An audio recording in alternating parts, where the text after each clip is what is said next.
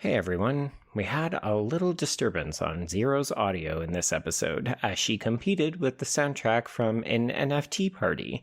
We did our best to clean it up, but you'll still hear it as the episode progresses, and the bottom line is that Xero is a great guest and NFTs suck. Enjoy the show! Good morning, afternoon, or evening, and welcome to the Bloody Disgusting Network. The following show is just horrifying. Beware.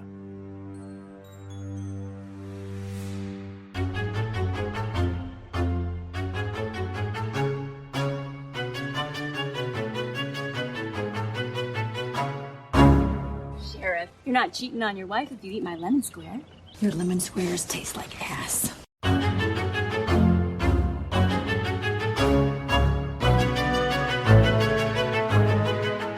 And welcome back to Horror Queers. We're talking Chekhov's jump scare doll.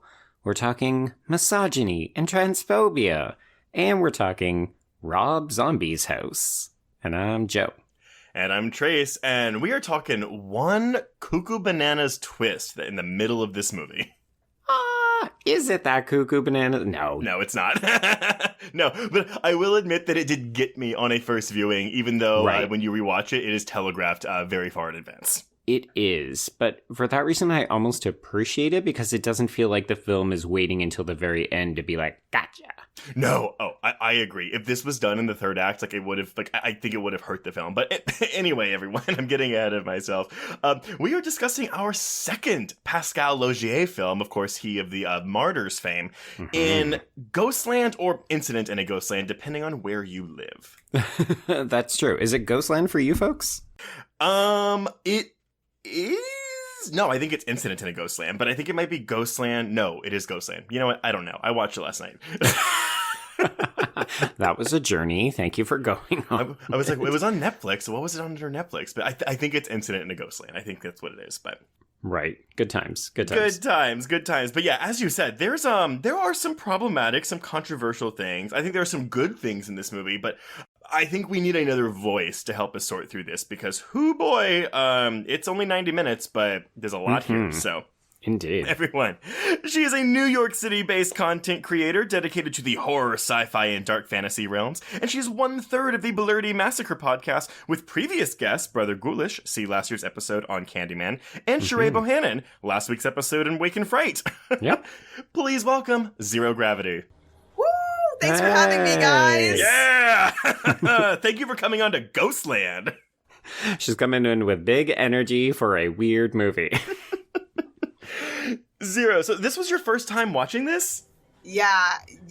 Yeah. Oh my god, wait. Okay. Do tell. We're going to obviously pick apart this movie piece by piece, but what were your thoughts on this movie?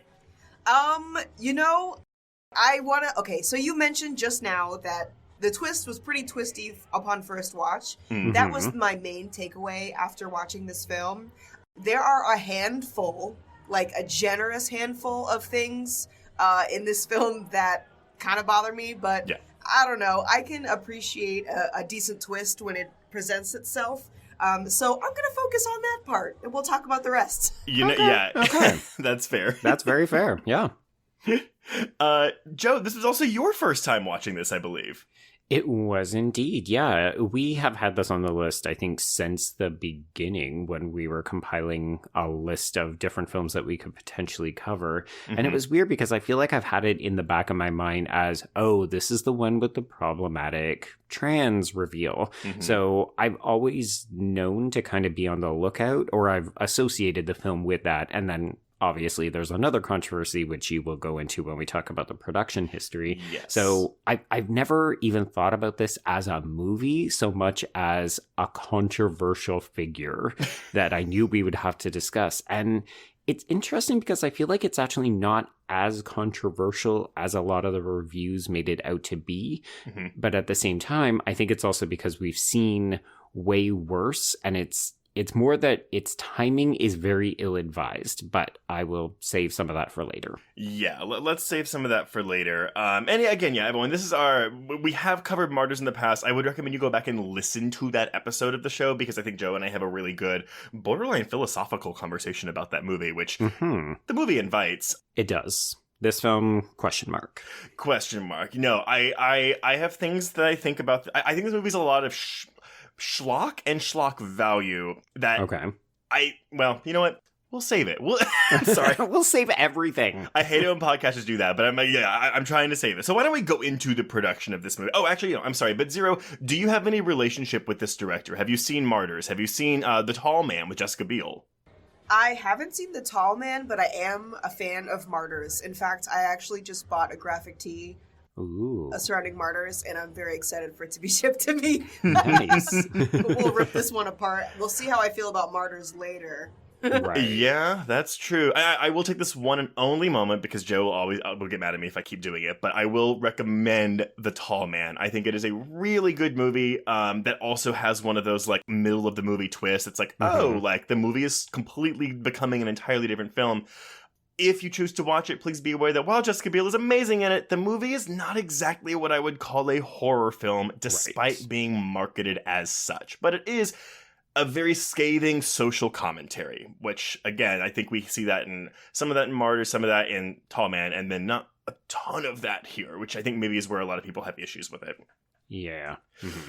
But, okay, well, why don't we go into why this movie was made, okay? And feel free to interrupt at any time if something I say, I don't know, shocks you. So, some of this is going to be pulled from an interview with Laugier himself in Remorque. It's called Horror and Transcendence, an interview with Pascal Laugier. And this is an interview with Robin Ono. So, Pascal Laugier wanted to tell a story of two sisters because he has an older brother, and their relationship is in many ways similar to that of the two girls in this movie, Beth and Vera, symbolically speaking, which immediately, because we're going to be talking about misogyny in this film, I have to ask, why did he make them girls if it was based symbolically on that of him and his brother? Yeah, it's a little bit of a weird decision, isn't it? I almost wonder if he was trying to say it's not autobiographical, so I don't want to just do my own story, but then I think that maybe gets him into some problems. I think so, given what happens to these characters, and if it's based on his symbolically based on his relationship with his brother, he actively chose to make it women and therefore violence against women. So again, I can see those arguments and I can see the ground they stand on, but your mileage may vary. He was interested in diving into this subject and wanted to make a film on the imaginary, on what it means to be creative and to have this calling. So the plot came to him gradually once he came up with the twist. So I think that's a really interesting thing too, right? Because how many times do we critique films with a big twist and say, well, it just sounds like they had the twist and wrote the movie around that, which is exactly what happened here. He wrote the film in 4 months, sent it to a few producers, and quickly found out that everyone wanted to make it. Well, everyone except France. Ghostland did wind up being a Canadian and French co-production, with Canada providing about 70% of the funding and France providing 30% of the funding. So a year later, he was shooting in Winnipeg, Manitoba, which, for any Americans there, that is right above North Dakota and Minnesota. Yeah, it's a very cold place, but you can get some really good tax breaks. Yes, exactly. But why Winnipeg, outside of those tax breaks you mentioned, Joe? So, okay, I'm paraphrasing him here, but let me go into this. So, apparently he had fully given up on the idea of making the kinds of movies he makes, meaning really violent horror films, in French. Yep. He's done 2 films like that, 2004's Saint Ange, which I have not seen, and 2008's Martyrs, which obviously we have both seen. He believes that you would need a major paradigm shift to make French audiences watch these films in their mother tongue, because the French public has been brought up to believe that art house films or comedies are French, and that movies that fall into the quote-unquote genre category are necessarily American. Right. So, while it's true that the new French extremity movement was incredibly well received overseas, and again, y'all, on top of the Martyrs episode, we're going to reference our episode on Calvaire again, please go back and listen to that episode to hear us discuss more of the new French Extremity. Right. And we also talked about High Tension when we guested on Bloody Disgusting Sister Pod Nightlife. Yes. I love that movie. See, that's a problematic one too, Xero. I don't like that movie. I understand. I know exactly what you're thinking right now. Yeah, no, look, you're going to hate me. It's not even like the killer lesbian stuff. Narratively speaking, that twist makes no fucking sense. Well, and I think it's an interesting point that we can raise when we get to the twist here in this plot, because we can talk about the benefits of doing it at the end of the first act versus doing it at the very end of the film. Yes, I fully agree with that. I'm also in Xero, just to kind of paint a picture. I'm really not a fan of being shown something that isn't actually happening. That's a blanket statement, but I put the sorry, because obviously that's what happens here, but the thing in High Tension, I liken it to the same kind of twist in the remake of My Bloody Valentine, where it's like, we are seeing a whole scene where this supposedly happens, and it's revealed at the end of the movie, oops, it was all in their head. I really don't like that, but anyway, so while that movement was incredibly well received overseas, or at least with interest, without the overseas market, the filmmakers who were part of that new French Extremity movement would have pretty much made 1 or 2 films and call it quits. So thankfully, some French producers eventually picked up on what was happening and came up to them to make some more films, which helped them a lot. If they had counted solely on the French market and on the French press, they'd all be out of jobs. Again, this is all according to Laugier. Right.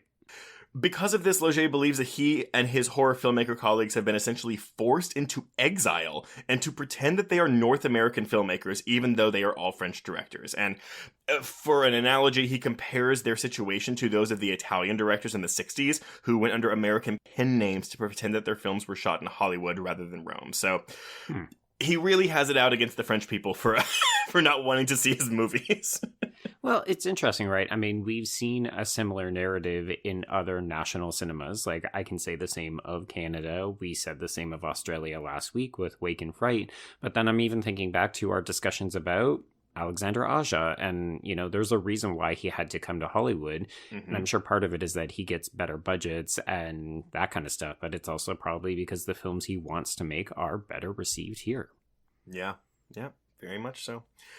So before we get to the release and reception of this film, I do think we have to address the elephant in the room, which is this injury that happened to one Taylor Hickson on the set. So, and Xero, did you know about this before you walked into this movie? No, I absolutely didn't. But it definitely solidified my thoughts on the film after I had seen it. Interesting. Well, okay, listeners, so let's go through this. I actually even did some homework reaching out to former guest on Batman Mask of the Phantasm episode, Lindsay Travis, to help me with some of the legal jargon. So, oh gosh.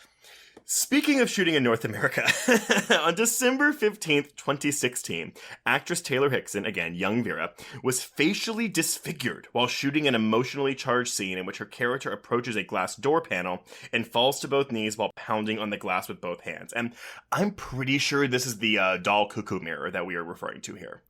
Oh, interesting. I've seen other people speculate that it's the scene when older Beth is at her party after she talks to Lovecraft and she sees young Vera pounding on the door. Interesting. So that may be it. The only reason I thought that is because there's a scene, a shot in the third act when Beth breaks through that cuckoo mirror door. Right. Yes. And I was like, well, I wonder if it was originally supposed to be Vera, and when they couldn't clearly use that footage, they made Beth do it instead. But you may be right.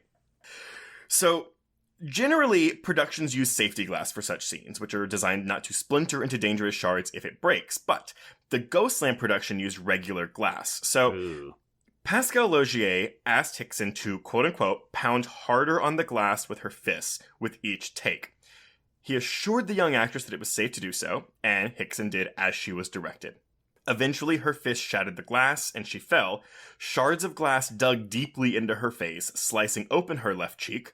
The crew rushed to her aid, and the craft services woman, and I quote, held her face together with napkins, going through one after another because there was so much blood. Yeah, you can actually see photos of this as well as her undergoing surgery to repair the injury, and it is really fucking bad. I did read that there was like a $40K settlement after that, and Yep. I don't think that's enough. He is so wrong for that. I mean, I like to watch those videos on YouTube that like break down film productions, and specifically the ones and how they make props and stuff. Why were they using real glass in the first place? Everyone on that set is so wrong for that. Yes, and so the thing you're referring to, Xero, by the way, so Hickson does file a lawsuit, which I'll get to in a minute, but independent of Hickson's lawsuit, the production company, Incident Productions, did plead guilty for failing to ensure the safety and welfare of a worker under the Workplace Safety and Health Act. So they were actually fined $40,000 by the province of Manitoba. That is not related to Hickson's lawsuit at all. So that's just like the government saying, dude, like, no. Yeah, like you had an unsafe workplace, but it doesn't mean that the girl is going to get paid. Exactly. So, okay. Hickson was rushed to a nearby hospital where she received 70 stitches to the gash that stretched from her chin to almost her left ear. She has since undergone treatment, including laser treatment and silicone treatment, but over 1 year post-incident, so we're like at the end of 2017 here, she had been left with permanent scarring on the left side of her face. It was unknown at the time if any further treatment, including plastic surgery, would reduce the visual appearance of the injury, but she said that she had lost income as she recovered from the injury. Worse yet, she said that she had had trouble finding work because of her facial scarring. So, okay. On March 1st, 2018, this is 2 weeks before Ghostland's Paris premiere, Hickson sued the film's production company, Incident Productions, over lost work as a result of the incident. So, in the lawsuit, Hickson claimed that the production company either knew or should have known of the dangerous situation it had placed her in. Incident Productions fell below the legal standard of care that is expected of a production company. It was believed that the incident was easily preventable and unfortunately resulted in significant injuries to Hickson. So, yes. All of this being said, important to note also, Pascal Laugier is not named in this lawsuit. He is not part of the plaintiff. Huh. That's That is right. unusual. So she's just suing the production. She's not blaming him, per se. Well, not legally speaking, and I'm sorry, I think Right. it was defendant. I always get my legal stuff confused, but yes. And maybe that's because it would be easier to get money from a production company instead of a lowly film director, you know? Right, yeah. So part of this claim was we have general damages, which is basically money paying for the injury itself. So like medical bills and stuff, which luckily you Canadians have some good medical stuff going on up there. This is true, yeah. Damages for lost income, aka money she lost immediately because of the injury. Damages for future loss of income, aka her ongoing ability to be gainfully employed because of the injury. And special damages, aka for things like future employment if her injury made it like physically impossible for her to do her job. So I think like an exotic dancer losing a leg, like they physically can't or aren't going to be able to dance in the same way that they were before, right? Right. That one's kind of harder to prove because you can't say that a facial scar is going to like prevent you from acting, like actually doing your job. But yeah, I guess unless it challenges your ability to emote. But as someone who has watched her on Motherland, Fort Salem, I can say that she does just fine. Like, she's still a really amazing actress. Well, so here's the wrap up of this. So the thing is this. So, yeah, needless to say, Hickson did not attend that Paris premiere.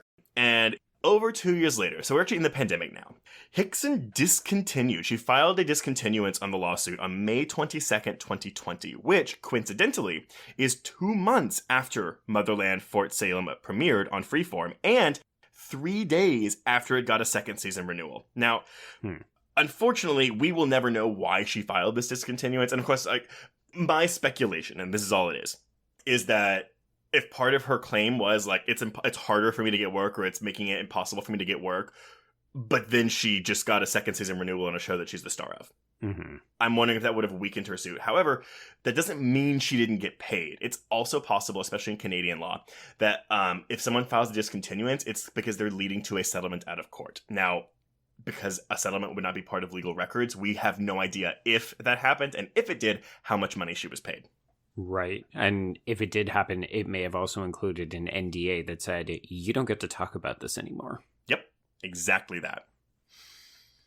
There we go. So yeah, that is all I have to say about that. But again, that is the dark cloud that was looming over this movie for a very, very, well, still is looming over this movie, for lack of a better term. Mm-hmm. Yeah, one of the two controversies. One of the two. So, okay. Ghostland was first shown in competition on February 3rd, 2018 at the Festival International du Film Fantastique de Gravity. I'm sorry. Yo, you are so close. It's almost there. I'm sorry. De Gerardmer. I think that's how I'm going to say it. But this is an international festival of horror and science fiction films held every January in Vosges, France. So the film won 3 awards. It got the grand prize, it got the audience award, and it got the sci-fi award. This was the second French co-production in a row that dominated the awards at the festival. Can you guess what the previous year's winner was? A French film. This would have been in 2018? 2017 for the previous year. I have no idea. Tell me. Julia Ducournau's Raw. Oh, yes. Yes, we love two sisters dominating. Okay. Yes, we do. So the film gets a theatrical release in France on March 14th, 2018. In some territories, the film was released as Ghostland, and in others as Incident in a Ghostland. Now, the American release was much smaller. It got a streaming release in June of 2018, and Laugier, this is kind of a long quote, but I feel like it's pertinent, so I'm going to go ahead and read this since we're talking about misogyny. He says, I would have loved to see an American studio give my film a wider release, though. I was convinced that one particular studio was going to give it a wide distribution, but our timing was unfortunate. Now, okay, sorry, this is me. He says one particular studio, like, seeming like did not want to name the studio, but then... Right. But then he goes, our timing was unfortunate, what with the Weinstein scandal having just broken out. The American studios thought the film was very effective, but it was too transgressive for the country's current state of affairs, meaning the Me Too movement. They were very bothered by the fat ogre playing around with a little girl. In a way, this was both the worst and most fitting time, as the current context reinforces the film's subtext. I've obviously always been on my main character's side. Always. A small part of the press has, since Martyrs, accused me of making misogynistic films, which is a dreadful misunderstanding. When the Weinstein scandal came out, I knew what it was about. I knew what it came out of because I've been talking about it since my first film. These female characters, these women who are victims of power abuse, who are trying to push through and survive. That's all I've been talking about since the very start. So when the Weinstein affair broke out, it seemed to me like I understood the underlying premise of it all. There were a lot of commonalities with what I was trying to convey. What are y'all's thoughts on that statement? Yeah. Xero, why don't you take a first crack at that? Well, all right, this is what I'm going to say. Intentions probably don't...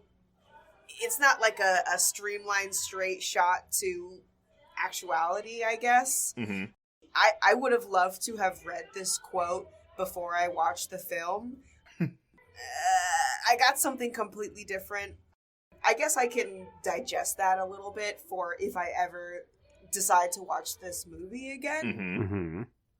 But that's not the cup of tea that I was sipping last night when I was watching this movie, like, at all. But I think that's something to say, though, right? Like, yeah, you can say that's his intent all along, but if you're not picking that up from your viewing of the film, then that also is a failing of the filmmaker. Yeah, and I think that's kind of the issue. When I was reading some of his quotes, I could see what he was trying to say, and I could see it in the film, but it was like, if I squinted with one eye closed and reading some of the criticisms, many of which are written from women themselves, talking about how they view this film as misogyny, and how, yes, it's an endurance test, it's a barrage of violence against women. That doesn't make it better just because you say, no, that's the point, because people still have to endure it. And I think as we get into the film, we can draw comparisons to Martyrs, because a lot of people do say, well, one of these is more effective than the other. And I think it's important to acknowledge why. Yes, which I might make a brief answer for that question right now, but I think because the suffering in Martyrs is like incremental to the plot, like, and the central philosophy of that film that is spoken aloud. Whereas you don't really have that here.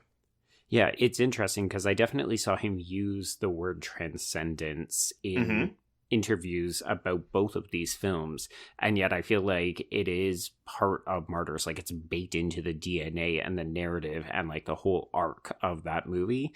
And I can see it here again when I read it in his interviews, but when I'm watching the film, I don't see a ton of transcendence. Yeah, no, I'm inclined to agree.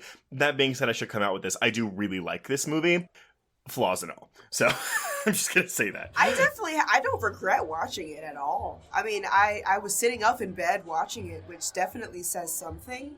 But, I mean, after hearing this quote, I'm wondering if, like, I don't know really how movie sets work. I'm just some chick on the internet who likes to ingest them. But I'm like, you know, I hear this quote now, and I'm kind of like, did you run this by anyone? And this film is not old. It's like, you know, it's only a couple years old now. And I think that we're kind of at the point where, like, somebody should be reviewing things, I guess, before. And, like, I don't know, did this guy actually say, here, I have this idea, this is what I want to translate in my film, and maybe have people of that actual demographic look over and say, hey, this doesn't, or does not translate what you're trying to say? Or is it just like a steamrolled, oh, well, this is what I felt, this is what I wanted to portray, and if, you know, if it didn't translate that way, then, oh, well, this is what I wanted to portray, you know what I mean? Yeah, and that's because Joe and I were having a brief conversation about this at some point today about if this movie were released 10 years ago, we don't think it might have gotten the same amount of flack, because we're looking at something like Insidious Chapter 2, which does deal with I'm removing misogyny from this, and we're talking about transphobia now, but like that does incorporate a cross-dressing, possibly trans killer, and now people watch it, they'll talk about it, but like in 2013, that wasn't really a sticking point in reviews. But then when you look at reviews for this movie, that aspect of the candy truck woman is pointed out as a negative in almost every single one. Yep. So it's interesting how, like, 5 years difference, people are all of a sudden caring about it. Yeah, I think in some ways this is actually a really positive sign where people have become less afraid to call a filmmaker, or more specifically a film, out for some of its failings. I think this probably gives credit to the rise that we've just got greater accessibility to different kinds of films. Also that we are all now more online. People can actually share their thoughts more easily via blogs and social media. But also I think the world has shifted, and people aren't just going to sit back and be like, oh, good, another trans killer. Totally cool with that. People are going to say, no, I've seen this shit a million times. And also I now have an outlet to say, I'm sick and fucking tired of this. Yeah. Fuck yeah, this is the world that I want to live in, personally. There you go. We're making progress, slightly. Well, so reception actually wasn't as negative as I thought. So on Rotten Tomatoes, we're looking at a 55% with an average score of 6 out of 10. Over on Letterboxd, we're looking at a score of 6.4 out of 10, which again is higher than I expected. Some kind of like blurbs. Some critics thought it was a taut but corny slasher flick. Others thought it was unpleasant and not in a good way because they found all the cruelty to be so meaningless. Others took issue with the lack of motivation or backstory for the villain, something we'll probably talk about quite a bit. Yep. But then you also had some critics who thought that this film served as an effective critique of misogynistic torture porn. So, again, I'm not really sure how we get there, but we'll parse through this. So, my final thing, though, some reviews were coming down on the script for being like stilted dialogue or just flat dialogue, which I think is a valid critique. The problem is some of these reviews were blaming it on his inability to speak English properly. Oh, dear. Because The Tall Man was his first English language film, and this is his second one. Some of them were like, he should have really learned more, like gotten better at English because he doesn't write English particularly well. Which, again, may be true, but it just seems kind of, I don't know, that seems like a weird personal, like, tacky attack. Yeah, that's a bit of a below-the-belt dig, isn't it? It starts to smack a little bit of, like, xenophobia or whatever the language equivalent to that. Very, this is my favorite word, anthropocentric of you. Ooh. I love that one. I love when I get to whip that one out. Wait, what does that mean? It's exactly. It's like, you know, the whole world revolves around you. So if you're not doing it well in English, you need to learn how to be doing it better in English and not just, you know what I'm saying? Yeah. The world revolves around me. Yeah, absolutely. Well, speaking of the world revolving around me, I'm done with my portion of this episode, so bye, y'all. Joe, take over. Very nice. So the film opens with a bit of a, I don't even know how to frame this, like, we start with a quote. It's a tribute to HP Lovecraft, and it's attributed to somebody where I said, wait, who the fuck is that? Am I supposed to know who Elizabeth Keller is? And then you later find out that this is the main character, Beth. So it's already kind of doing something that's a little bit almost meta-textual. Now, Do y'all have thoughts on choosing HP Lovecraft to be the framing device and weird celebrity cameo in this film? Well, this was the first thing that I had an issue with. Right. With this was obviously the Lovecraft quote. Mm-hmm. I first thought it was just going to be the quote and then we were going to be done. Mm-hmm. Whatever. No. I had no idea that Lovecraft was going to play this, like, you know, the standard, I guess, Mm-hmm. for one of our characters. And, like, her whole driving point is her writing career and the fact that she can create realities and you know, it's something that Lovecraft does, create realities. And, yeah, ew. Just, you know, obviously as a person of color, I see this and I'm like, yeah, maybe. And again, like, timing is everything. If this movie came out, let's say, like, 30 years ago, whatever, I could let it go. But this movie came out in 2018. I know we said it like 7 times already, but just to reiterate, and I think that, like, it's still a relevant point. We should be better than this, I guess. Yeah, it's just, like, huge eye roll, and especially because this character, Beth, like, holds Lovecraft to this standard, and he's in her fantasy, and, you know, he is the number one icon that she looks up to and bases her writings off of. I'm just like, really? Like, Octavia Butler is rolling in her grave? Let's come on. And it's interesting because no one asked him about that when this film came out. So, like, he gives a general explanation as to why he included, like, a figure like Lovecraft, but not Lovecraft specifically, because, you know, he talks about how, like, his Lovecraft was Tobe Hooper. Like, that was who he was trying to emulate in his filmmaking career. Like, that's what made a lot to him. So, which, like, okay, so use fucking Tobe Hooper, because that's also a better example for this film. That's what I'm saying. Just replace them. I think that would have been a better option anyway. So, I'm not defending this at all, because there's plenty of other people you could use. So I think the benefit was that Lovecraft was dead, so there was no issue with using his visage in a scene, like having a character play him. Okay. Tobe Hooper died after this film was produced, but before the film was released. Like, because I'm like, well, why don't you just use Stephen King? Because we're not using Tobe Hooper here because she's not a filmmaker. She's a writer. She's a storyteller. So we're looking for horror storytellers. Again, the only reason I can think, well, we're not using Stephen King is because he's alive. And who's a famous dead story? Why not use Edgar Allan Poe, you know? Yeah, it's bizarre. Or even just, like, do you need to ground this in the real world? Like, why not just say, I'm a huge fan of this famous horror writer? And it's like... Right. I don't know.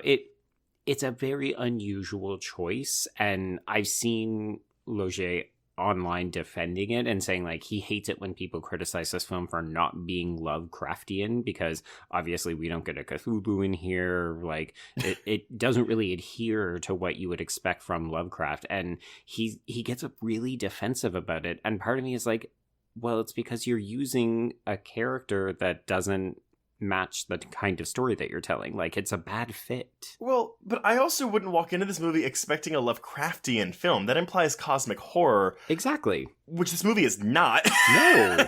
So that's why people have taken issue with it, but then he gets defensive where he's like, well, why would you think that? That's stupid. And you're like, dude. Yeah. Read the room. You're the one who picked it. When you say Lovecraft, people are going to think that you're anticipating something, especially in this movie where there's a lot of groundwork that anticipates things to come. So, question for both of you then. Do y'all think that Laugier is aware of Lovecraft's racist tendencies? I mean, that is maybe a valid question. I don't know. I mean, he's definitely a creator in the genre. So I feel like everyone in the genre is kind of aware of this unspoken... Actually, no. Fuck that. Not unspoken. It's very spoken. Yeah. Very spoken of. So I don't want to believe that he didn't know. It's like a fun fact that you get on, like, trivia night.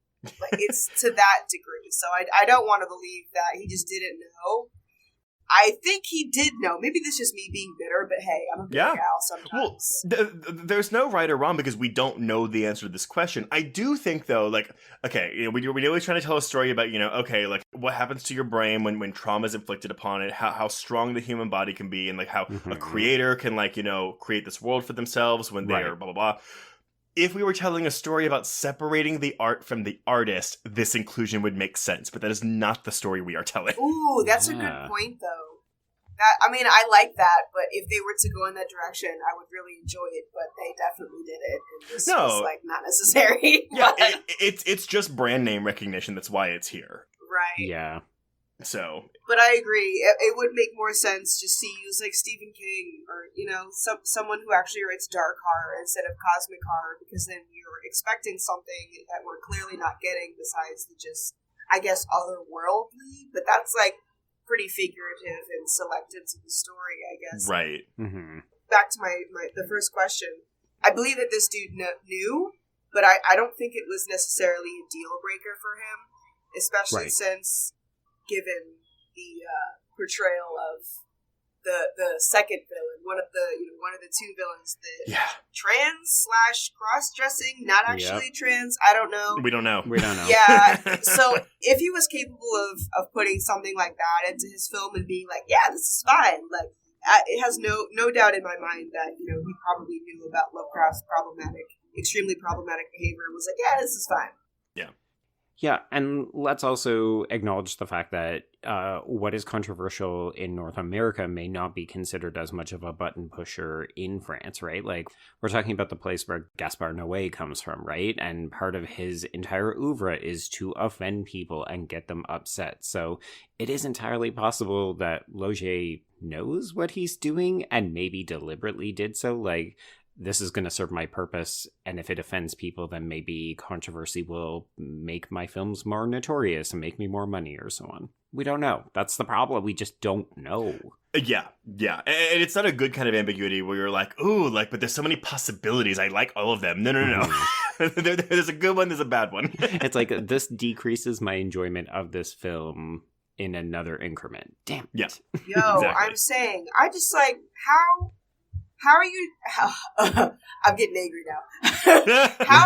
How do you decide to create a movie based on an ism, right? This is misogyny, and then just like add several other isms into the story. Maybe stick to one ism. Yeah, just one. Yeah, I think it's his self-serious attitude about the film because, again, I said earlier, I view this film as kind of like schlocky shock value. I don't think there's a lot of nuance or depth to this film. But taken as kind of a fun, quote-unquote, 90-minute home invasion slasher movie, I do find it very effective. I think it's very well directed. I think it's very well shot. Yeah. I acknowledge and agree with a lot of the complaints we're going to have about the content of this film.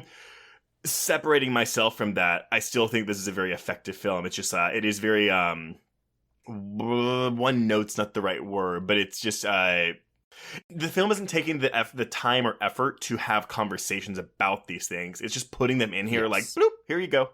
Yeah. And then getting frustrated when people get annoyed or call it out on it. Yeah. Like, honestly, if he came out and was like, oh yeah, I just wanted to make a really upsetting home invasion slasher movie. Cool. Bam. There you go. I'm more inclined to be into your movie. Yeah, there is that.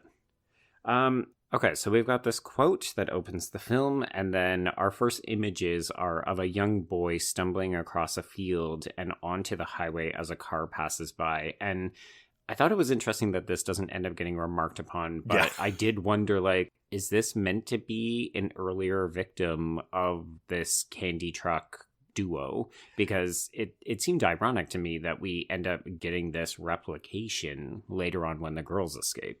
I think so, but also because is Aunt Clarice's house, is that where these killers have been holed up, or did they just go from house to house killing parents? Yeah, that's the thing. It's unclear.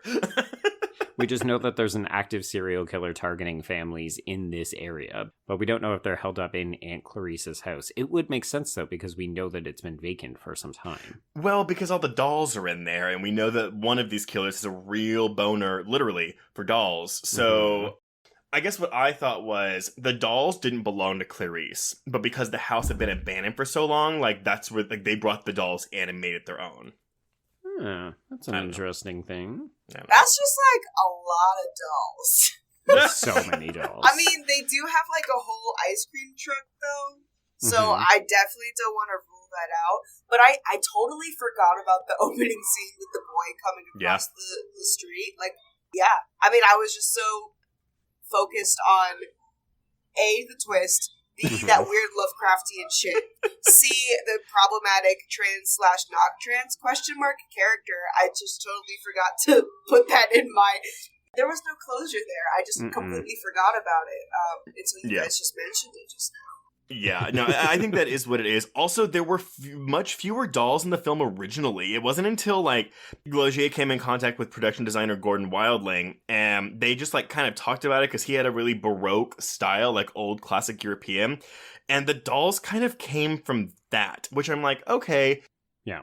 Like, set-wise, that makes sense, but you also have a character where the dolls play a very important part in their characterization. It's the only part that plays in the characterization. So, yeah, I find it interesting that the dolls came later, after, or maybe I don't know, after the script was written. Well, especially since the original plans for the production was that it was going to look more like a Texas Chainsaw Massacre house, and then it was like, oh, Baroque, oh, dolls, oh, European Giallo-esque. And it's like, okay, that is a significant move. Like, we are really shifting the vibe of this movie. Very much so. Okay, so we get the car passing by, and this contains our 3 family members. So we have Pauline, who is played by French singer Mylene Farmer. Wait, I'm sorry. By the way, though, French singer doesn't do her justice. She has sold more than 30 million records in France. Mm-hmm. She is among the most successful recording artists of all time in France, holding the record for most #1 hit singles on the French charts with 21 to date, 8 of which were consecutive. Damn, lady! Yeah. She agreed to do this movie because she did a music video that was directed by Pascal Laugier, and he asked her to come do it, and she said yes. Yo, we gotta watch that music video.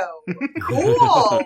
Love that. More problematic content in the music video. No, please, no. She's like getting beat in it. No! Oh my god! Terrible. Yeah, I definitely saw one review that was like, oh, the fact that she's not trying to hide her accent and it's just a French woman in the US with non-French speaking daughters is super distracting. And I was like, again, what are we doing? Like, as though people don't emigrate from other countries and then... And he addresses that in that Rue Morgan interview. He says, like, I changed the character who was not originally going to be from France or speaking with a French accent for her because I didn't want to ask her to use an American accent. But also, like, yeah, you can clearly have a woman from France with a French accent who comes across to North America and raises daughters that speak English with English accents. Yeah, like, this should not be a deal breaker for somebody. For someone to literally include that in a review, I was flabbergasted. Yeah, that is petty and splitting hairs. Yeah. And also, it's not at all distracting. Like, it's a French woman. That's all. When you know the director's French, too, you're just like, oh, okay, well, that makes sense. Got it. Moving on. Okay, so we've got Pauline, and then she has an aspiring author and youngest daughter, Beth, who's played in the younger scenes by Emilia Jones. And then she also has a slightly more contemptuous, bitter older daughter who is Vera, played by Taylor Hickson. And I saw a lot of people say that Vera is unlikable until she's not. And I was like, no, Vera just strikes me as a teenager who's been uprooted and is kind of pissed off at her parents. Like, I'm sorry, that's every teenager I've ever known. We also get the line later where she's like, I know you've always loved Beth more than me. So, like, we already, like, again, it's a kind of a one-note character detail, but it's like, hey, that tells me honestly all I need to know about you and your relationship with your mom and your sister. Yeah. That part. Also, I don't know, I know you've seen Coda, Joe, but Xero, if you saw Coda, aka this year's Best Picture Oscar winner, young Beth is the lead actress in Coda. Yeah, she's also the sister in Lock and Key. If folks watch that on Netflix. There you go. Oh my god, I didn't even notice. I didn't watch that. Well, the other funny thing is that she's British, and I've literally never seen her act with her own accent, so she's pretty darn good. God. Okay, so they are passed on the road by this honking candy truck, and Vera gives the finger to the truck as it drives by, and this is when we get the title card show up. This reminded me, I actually thought we were going to get some highway horror here. I thought that this was going to turn into like Duel or... Oh, see, Jeepers Creepers. I know, I was immediately going to Jeepers Creepers when because we have like 3 instances of headlights like in the background. And again, yeah, unfortunately, anytime you have a big van or truck that is just ramming and speeding into the back of another one, I'm thinking Jeepers Creepers, unfortunately. Yeah, I mean, I think the other one is our Paul Walker... Joyride, yeah. Yeah. Mm-hmm. Okay, so the family stops at a rest stop, and this is where we get a little bit of exposition about where they're headed to. So Beth fills in attendant Janet, who is played by Miriam Bernstein, and she basically says, yeah, we're moving into my dead aunt's house, which is around here somewhere, and Janet's like, cool, that place has been abandoned for a long time, yada, yada, yada. And we also get a newspaper that confirms that there have been 5 families who have been killed, and often it's the oldest daughter who is kept alive, or a daughter of a certain age. And Beth uses this opportunity to say, oh, Vera, she's often your age. Mark, mark, mark. Now, let me tell y'all, how big does this town look to y'all? Not nearly as big enough. No. Like, not even close. Is this a town? I thought that this was like a literal rest stop on the way to Aunt Clarice's. I mean, okay, nevertheless, it's like there have been 5 like brutal murders in this town, quote unquote. So in this general vicinity, which looks to be populated by farmhouses and cottages. So I just find it interesting that it's like that no one's more concerned with that. Although maybe that's the commentary. And didn't like the gas station attendant like actually knew of Right. the aunt, I guess, or the house that they were talking about. So it couldn't have been that big. I mean, that's why I kind of wondered if maybe Aunt Clarice was a bit of a doll fanatic, because if she had that reputation, that might be why Janet is like, oh yes, the kooky old lady who lives in the dilapidated house with all the dolls. Yeah. Right. But maybe it's just a small town and Janet knows everybody. We don't. Yeah. Honestly, drinking game for this episode, we don't know. This movie just doesn't give us quite enough information to make opinions. But also, like, if the dolls belong to the killers, wouldn't you think that, like, the family would come into the house and be like, who the fuck's dolls are these? Or maybe the aunt was estranged, so maybe that is, maybe I don't. Yeah, I definitely got the impression that they hadn't seen Aunt Clarice in quite some time, but we don't know. Okay, so they arrive at what Vera calls Rob Zombie's house, and yes, lots of dolls, not in great condition. Vera is not very impressed with this house. This is when we get the introduction of this mirror secret passage with the doll that jumps out and laughs and scares everybody, and it, I guess, comes to great effect over the course of the film, but I was also like, what is the function of this? Yo! I had the exact same thought. I understand, like, sure, cheap jump scare, got it. Like, 90% of horror movies have at least one cheap one, right? But it became this recurring thing, this, like, cuckoo mirror, and I didn't really understand, like, why. Okay, I figured it out. Here's what is going on. Aunt Clarice was running a Halloween haunt, and she was using this and all of the dolls to scare local kids. I mean, well, because the mirror is supposed to act as, it's not a secret passage, is it? It's more just which like is what I thought it was, but it looks like there's only enough space to maybe fit 1 to 2 people in there next to this fucking doll. Right. There's one way in and one way out, unless you break through the wall behind you, and so... But she makes a point. She's like, yeah, this is like a secret mirror. There's going to be a switch, open a door. It's like, so I would assume it's like a secret storage unit. Like if you're going to hide, it's like a safe almost. But why we have this pop-out doll here, I could not tell you. Right. Yeah. It doesn't make a ton of sense, as Xero suggested. Yeah, it feels like it's there so that we can use it a couple of times and get a cheap jump scare out of it. Yeah. I do think it works. Like, I think every time it pops back up, literally, I think it's effective. it's just one of those things where you can't think about it too much because it doesn't make any sense. I mean, at the end of the day, I'm just like, either A, Clarice really, really liked dolls, and therefore that's why this is here, just her kooky Aunt Clarice, like we said. Or, yes, the killers have moved in here and they have, like, started putting dolls everywhere. Right, yeah. So, one of those. Sidebar, I also thought we were going to get secret passages and or people living in the walls. Disappointed that it's neither. Yeah, people under the stairs action, right? Yeah, or Black Housebound. Xmas, or... Yeah, all those people in the walls movies. Yeah. Boy. So, yeah, this is also when Vera makes it very well known that she doesn't approve of the way that Pauline handles Beth. She feels like she coddles and protects her too much. So they're sitting outside, and Pauline's like, why can't you just be nicer to your sister? And Vera's like, because she needs a fucking reality check. Yeah. Bing, bing, bing, bing, bing. Yes, no. So she tells her mom, she's like, you know what I found in her room? I found an interview that she wrote herself, but it's an interview with herself as if she was a famous writer or something. Mm-hmm.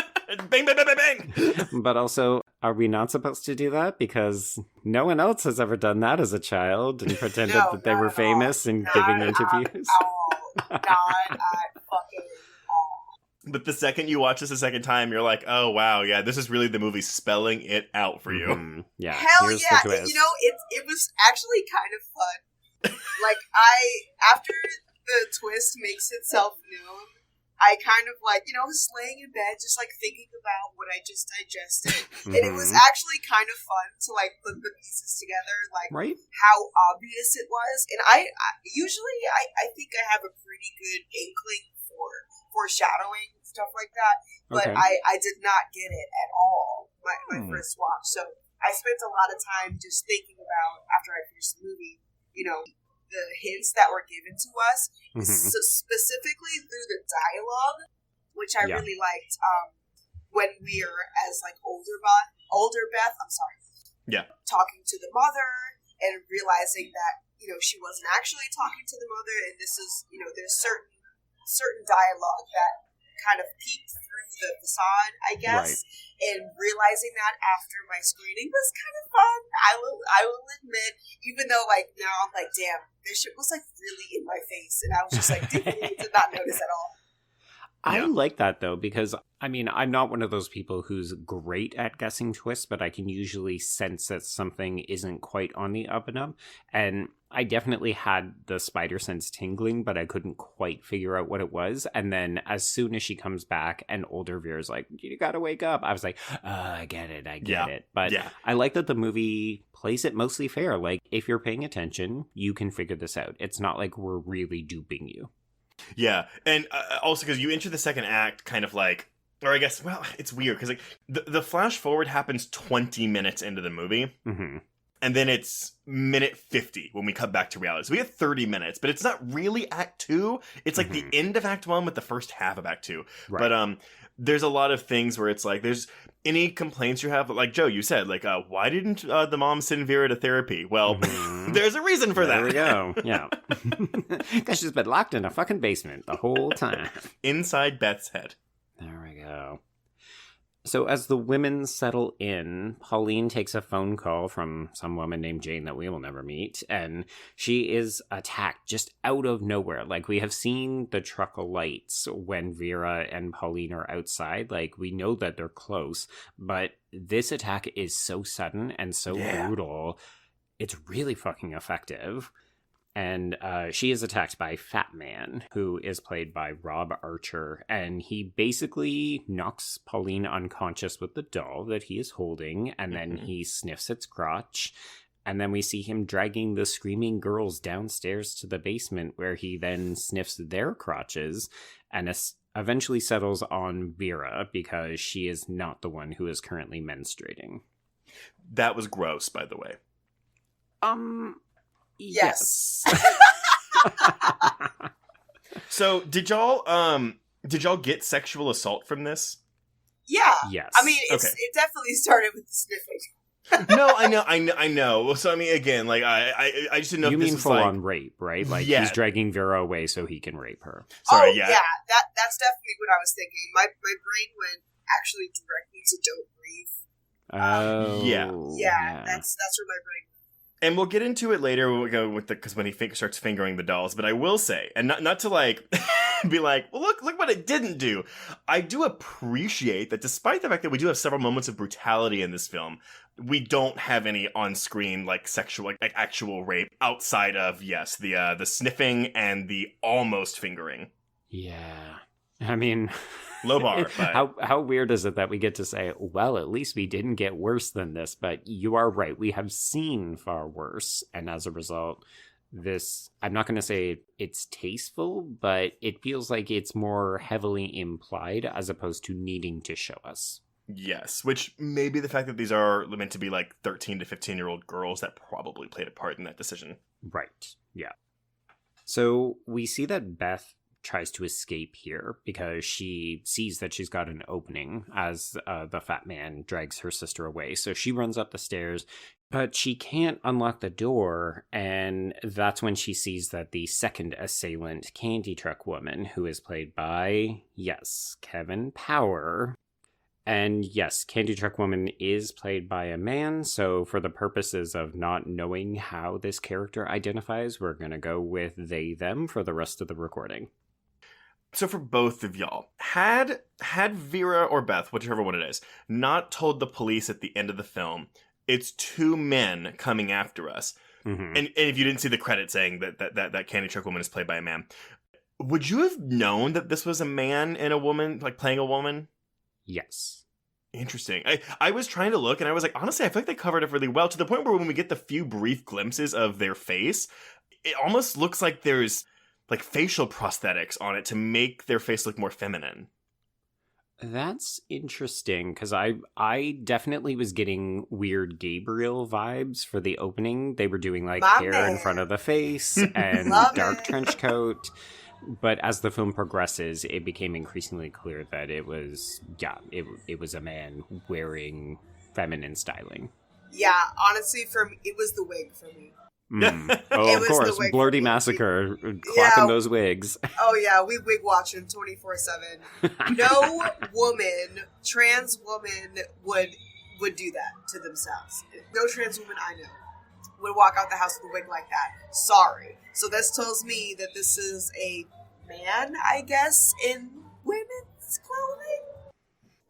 Yeah. Well, so this is the other sort of elephant in the room we don't know. I did see that most reviewers identified this character as trans. The reality is that we know so little about either one of these assailants.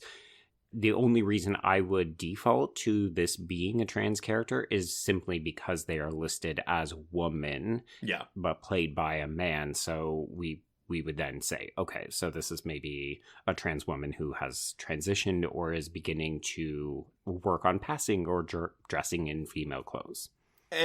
And that's the thing, right? Like, it's clear the film doesn't want to do any work to address this. And when we're talking about queer cross-dressing or trans killer territory, our big point of contention is always like this, like, is the reason they are a killer because it stem from their queerness, right? Mm-hmm. We don't have that answer here. We don't know why this person is crazy and psychotic and serial killery, but at the same time, like, I don't know.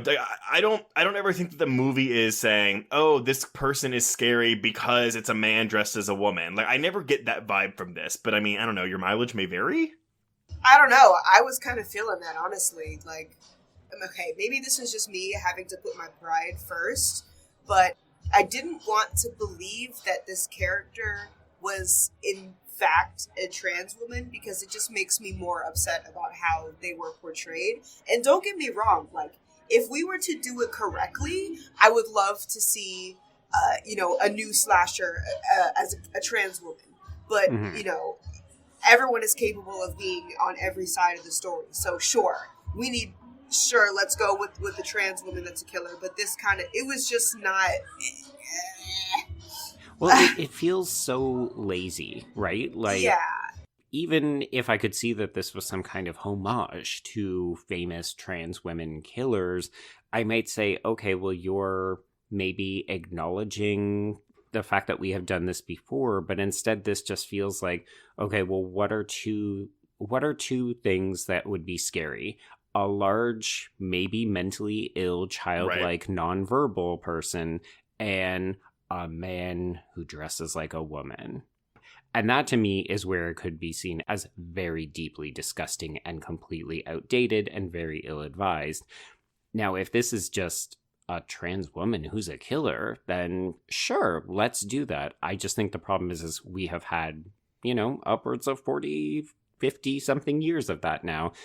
So I think people were right to be frustrated with this. The problem is that because we don't know, again, we don't know the intention. We can't even unpack it in any interesting detail in this film because this character has one fucking line in the whole movie, and the rest of the time we don't know why they're doing what they're doing. That's facts.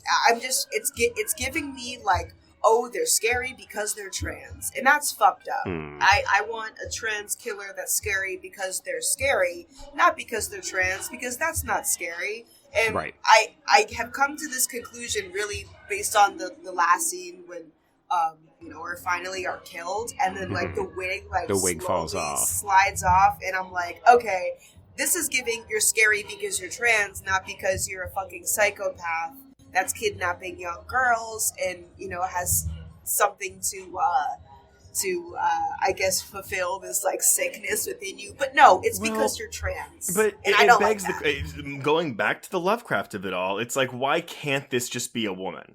Right. Well, I'm sorry. Like, if it's a trans woman, obviously it is a woman. But like, why do we have to have a male identifying actor play this role when it could just be a woman, or even a trans woman playing this role?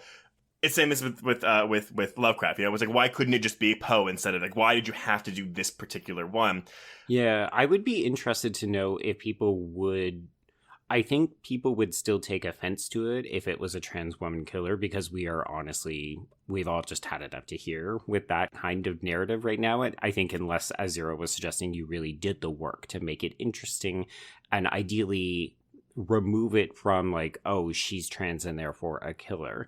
The problem is here is like, you've got a trans woman killer potentially, most likely, but also then you couldn't even cast a trans woman or a female actress.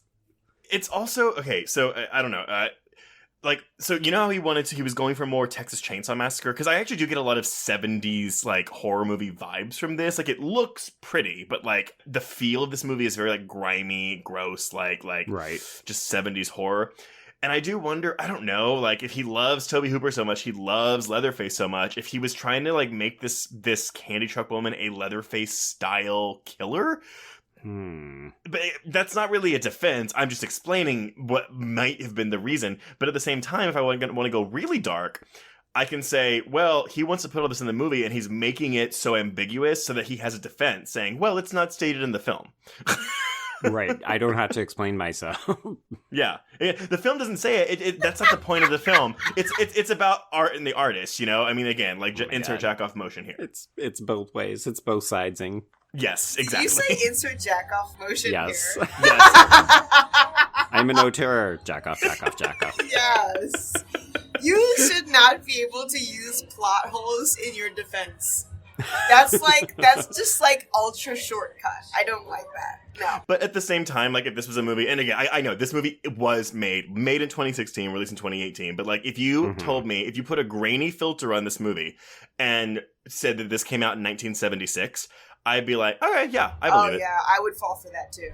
Mm-hmm. Well, or if you slap dubbing on it and said that it was a German-French co-production from the same time period, we would all be like, ugh, okay,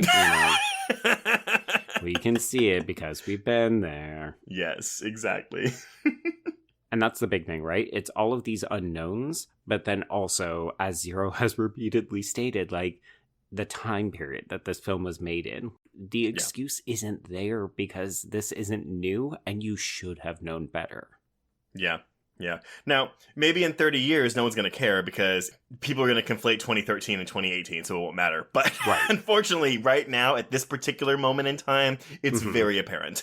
Yeah, especially as we move through the middle section of the 2010s, I feel like and I've said this numerous times on my YA podcast, we really start to see the kind of political correctness activism coming in where we don't say the R word, we don't say the F slur anymore. Like, it's just simply not done because we know better. And if this film had been on the other side of that divide, we might have been more forgiving because people were still doing it. But since it's not, we ain't forgiven. Yeah. Okay, so back to this still strong opening. Just when Beth seems to think that she might get injured by the candy truck woman, this is when Pauline returns, and Pauline kind of goes into superhero action mode. She ends up beating the crap out of Candy Truck Woman. She goes down into the basement. She stabs the shit out of Fat Man. And then she gets Candy Truck Woman right in the neck. And I will say my first big, something isn't quite right here, is that we see Pauline get stabbed so many times with this broken bottle by Candy Truck Woman. I was like, there ain't no way she's surviving this. And so when we see that, the kitchen door is closing and opening, I was like, there's something going on with the fact that Beth can't see everything right now. Yeah. It's also because, like, when we get the first body to fall, we assume it's going to be the mom, but it's the Candy Truck Woman. Yeah. Right. I mean, I guess I was just being a little optimistic because I was really feeling that scene when the mother is just going ham on these intruders, right? And I'm sitting in my bed up at night like, fuck yeah, this is why you don't mess with the mother. Because we've all seen those videos on National Geographic where you mess with the mama chicken and she just goes absolutely apeshit and it's just hormones and this is why you don't fuck with them. So I guess I was just kind of in the moment, not really realizing that, hey, this chick just got stabbed in the stomach like 7 times with the broken bottle, and this is not realistic. There is some CGI blood in this movie that I don't think looks terrible. It's not the worst CGI blood I've ever seen, but a lot of these bottle stabs and later the throat slash will all be CGI blood. Yeah, I don't think it's too bad. I wasn't incredibly distracted by it personally. But also, we always have to talk about geography in like horror films, especially home invasion horror films. But I do love how tight this house is.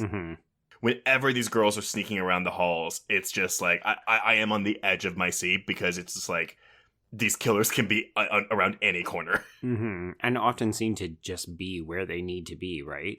Yeah, it's very Jason Voorhees teleportation ability. Yes, indeed. So this is basically the end of this opening, and if we cut the film here, I think it would make one hell of a short film. Just like, here's a home invasion film where the women have to fight back, and then they just like take these two out. Yeah, in and out. Good. 20 minutes in and out. Good. But that is not where the film ends. We have to have a quote-unquote time jump. So we cut to older Beth, who is now played by Crystal Reed, and she wakes up screaming in bed, and good thing she's got a cute husband, played by Adam Hertig, there to comfort her. Sure. His 3 lines in this movie. He does not have a character name. He is Beth's husband. He also seems to be her assistant? I said manager, but yes. Okay, there you go. Yeah.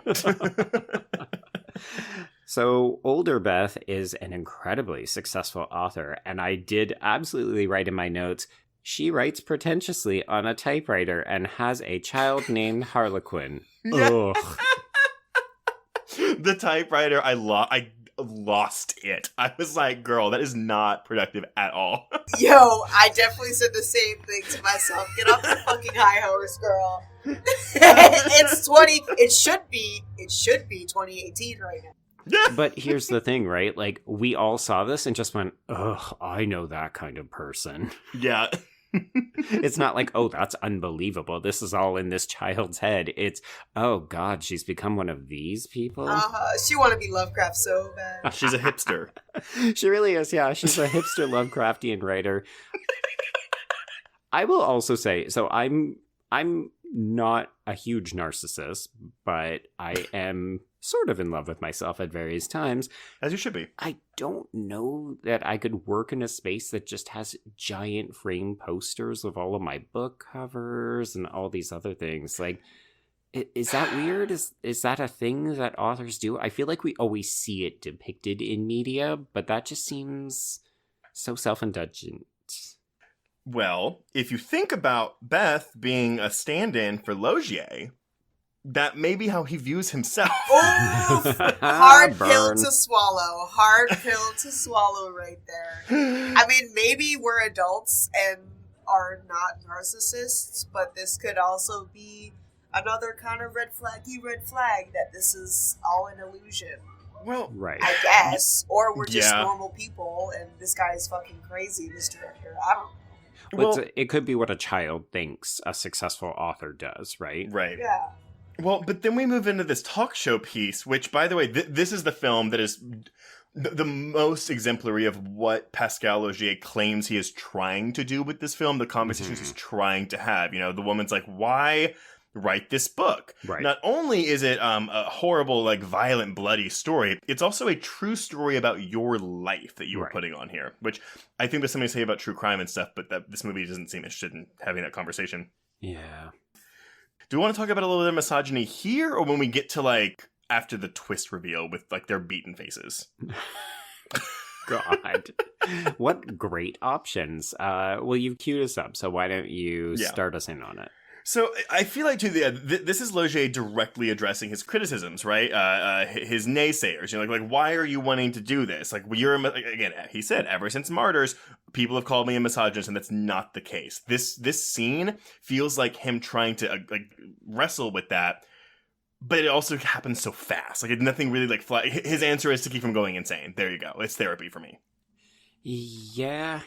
And also, this isn't particularly revelatory. Like, we've seen a lot of horror films where the person says, oh, because I learned how to express myself, or I used art as therapy to address my trauma. Like, I don't want to say that he's giving himself too much credit, but it feels like I could see some people looking at this film and saying, well, that's an excuse so that you can beat the shit out of these two girls for 80 of the 85 minutes.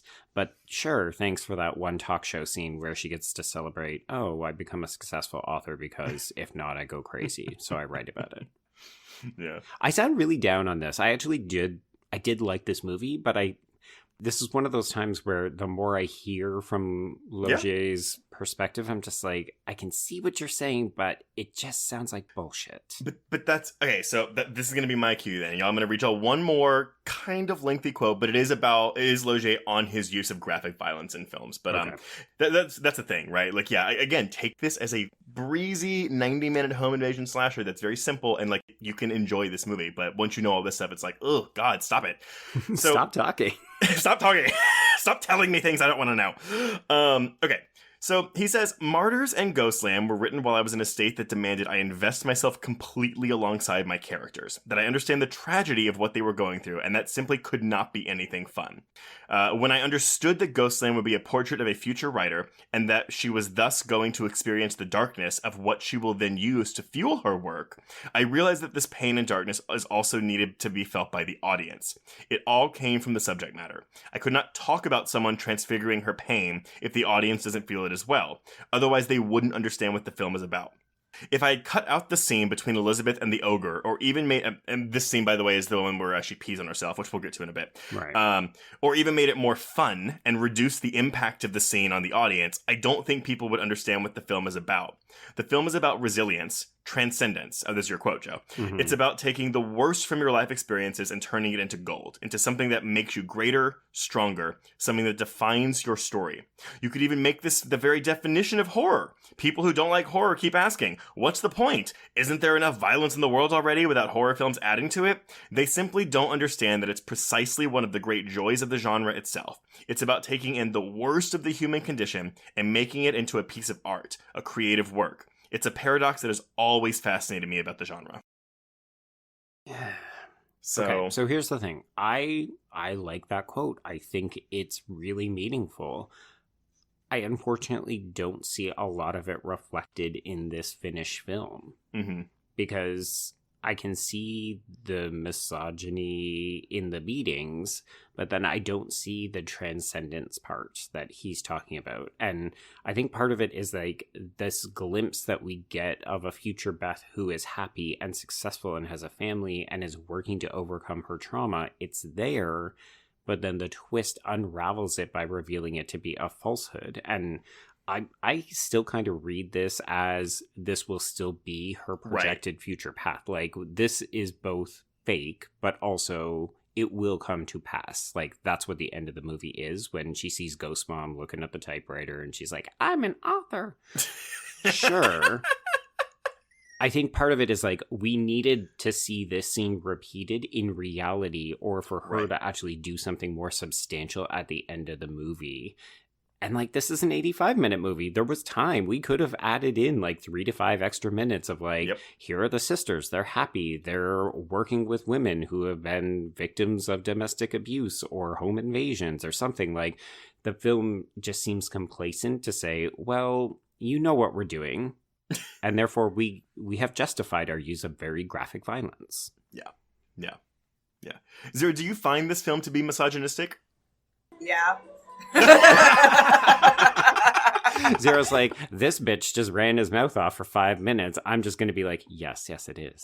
Yeah, I mean, part of me is like, okay, you just came up with this quote after the fact, like after doing this entire movie, because I'm not getting that at all. And I mean, Joe, I agree with everything you just said. Like, I see it there at one point, but then we wake up from the dream, and this is probably why y'all are not a fan of the psych, it didn't happen, because there could be a message or something in there, and then it just it completely invalidates it. And then I guess we're supposed to get this whole point from that one window scene with Mom with the slashed throat in the window. I guess it's supposed to bring us back to 30 minutes prior where we got this message. I don't know, the math isn't mapping for me. Well, and that's the thing. Like, for me, like with like something like High Tension, the twist in that movie feels very gimmicky. It's like a gotcha type moment.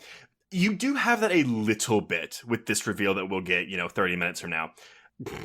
But at the same time, because we still have more to do after, which I guess really, if I'm discussing this with myself, the movie continues after the twist reveal, but the continued film we have is more violence against these girls. Yeah. Well, and I think the big difference between the twist and High Tension is that you're actually seeing a character talking to themselves, and the same with My Bloody Valentine, the remake, right? Yes. Like, that's actively trying to dupe us by saying, well, it can't be what you think it is, because look, they're talking to somebody else. Mm-hmm. Whereas here, it's like, no, this is a fantasy. And once the twist is revealed, it still makes sense. So there's enough foreshadowing to let us know, hey, this isn't real, but then it doesn't invalidate it when we learn the truth. Unfortunately, it doesn't then justify the violence that happens afterwards, because there's something about the chronology or the fact that we have to undergo like a sustained brutal series of beatings, and again, like, really well shot, really well acted, but it starts to feel like meaningless violence without the Martyrs' transcendence payoff. Yeah. And again, I hate saying the word necessary whenever it comes to anything in art, but it does kind of scream, is this all really necessary? Yeah, I think, let's maybe pause this conversation and we'll take it up when we get to some of these other scenes, because I think maybe we can offer, I don't want to say like hypothetical solutions or alternatives, but there are a couple of points where I thought the film was going to move in a different direction, and then we just kind of stayed in the house and stayed with the beatings and so on. Right. Okay, so after this talk show appearance, this is where Beth gets a phone call from adult Vera, who is now played by Anastasia Phillips. We don't get to see her just yet, but basically she's distressed enough to say, okay, I need to come home. So she packs everything up, she goes back to Aunt Clarice's house, and this is where we get our reintroduction to Pauline, an adult Vera, who is very disturbed. She's still suffering a lot, and Pauline is hitting the bottle quite hard. She seems to think that nothing can be done for Vera, and they've just both been kind of like living in this permanent state of reliving that one night over and over again. Beth starts to have all kinds of weird experiences. She dreams of she relives the attacks in some parts. She wakes up and she sees writing that says, "Help me," on the mirror. It's just a touch of hell and shivers, I'm not going to lie. And Vera is very adamant about, like, she needs Beth to tell them, we don't know who, that she shouldn't be punished anymore. And she's speaking in kind of like weird sentences and statements that don't entirely make sense to us, but we write it off as thinking, oh, Vera's very traumatized. So these weird incidents do continue to add up until the point where one time we actually see Vera has been handcuffed to the bed. The door seems to shut and lock on its own, and then it sounds like she's being beaten. When Beth tries to get the key to unlock the cuffs or get the door open, she hears the voices of these two assailants saying that they've broken Vera and now they're going to try to break her.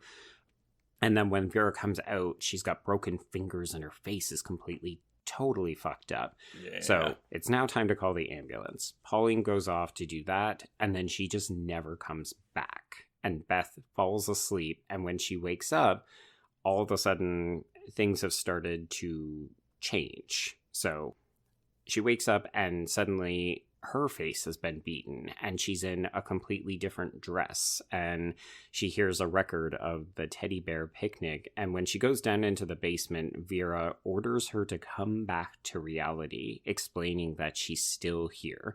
And this is when we get this reveal: she is not an adult. She has never been an adult. This has all been a fantasy that she goes into in her mind to deal with the trauma. They have never left the basement. They're still being held prisoner. It has been probably a couple of days. The time is really not clear. Yeah.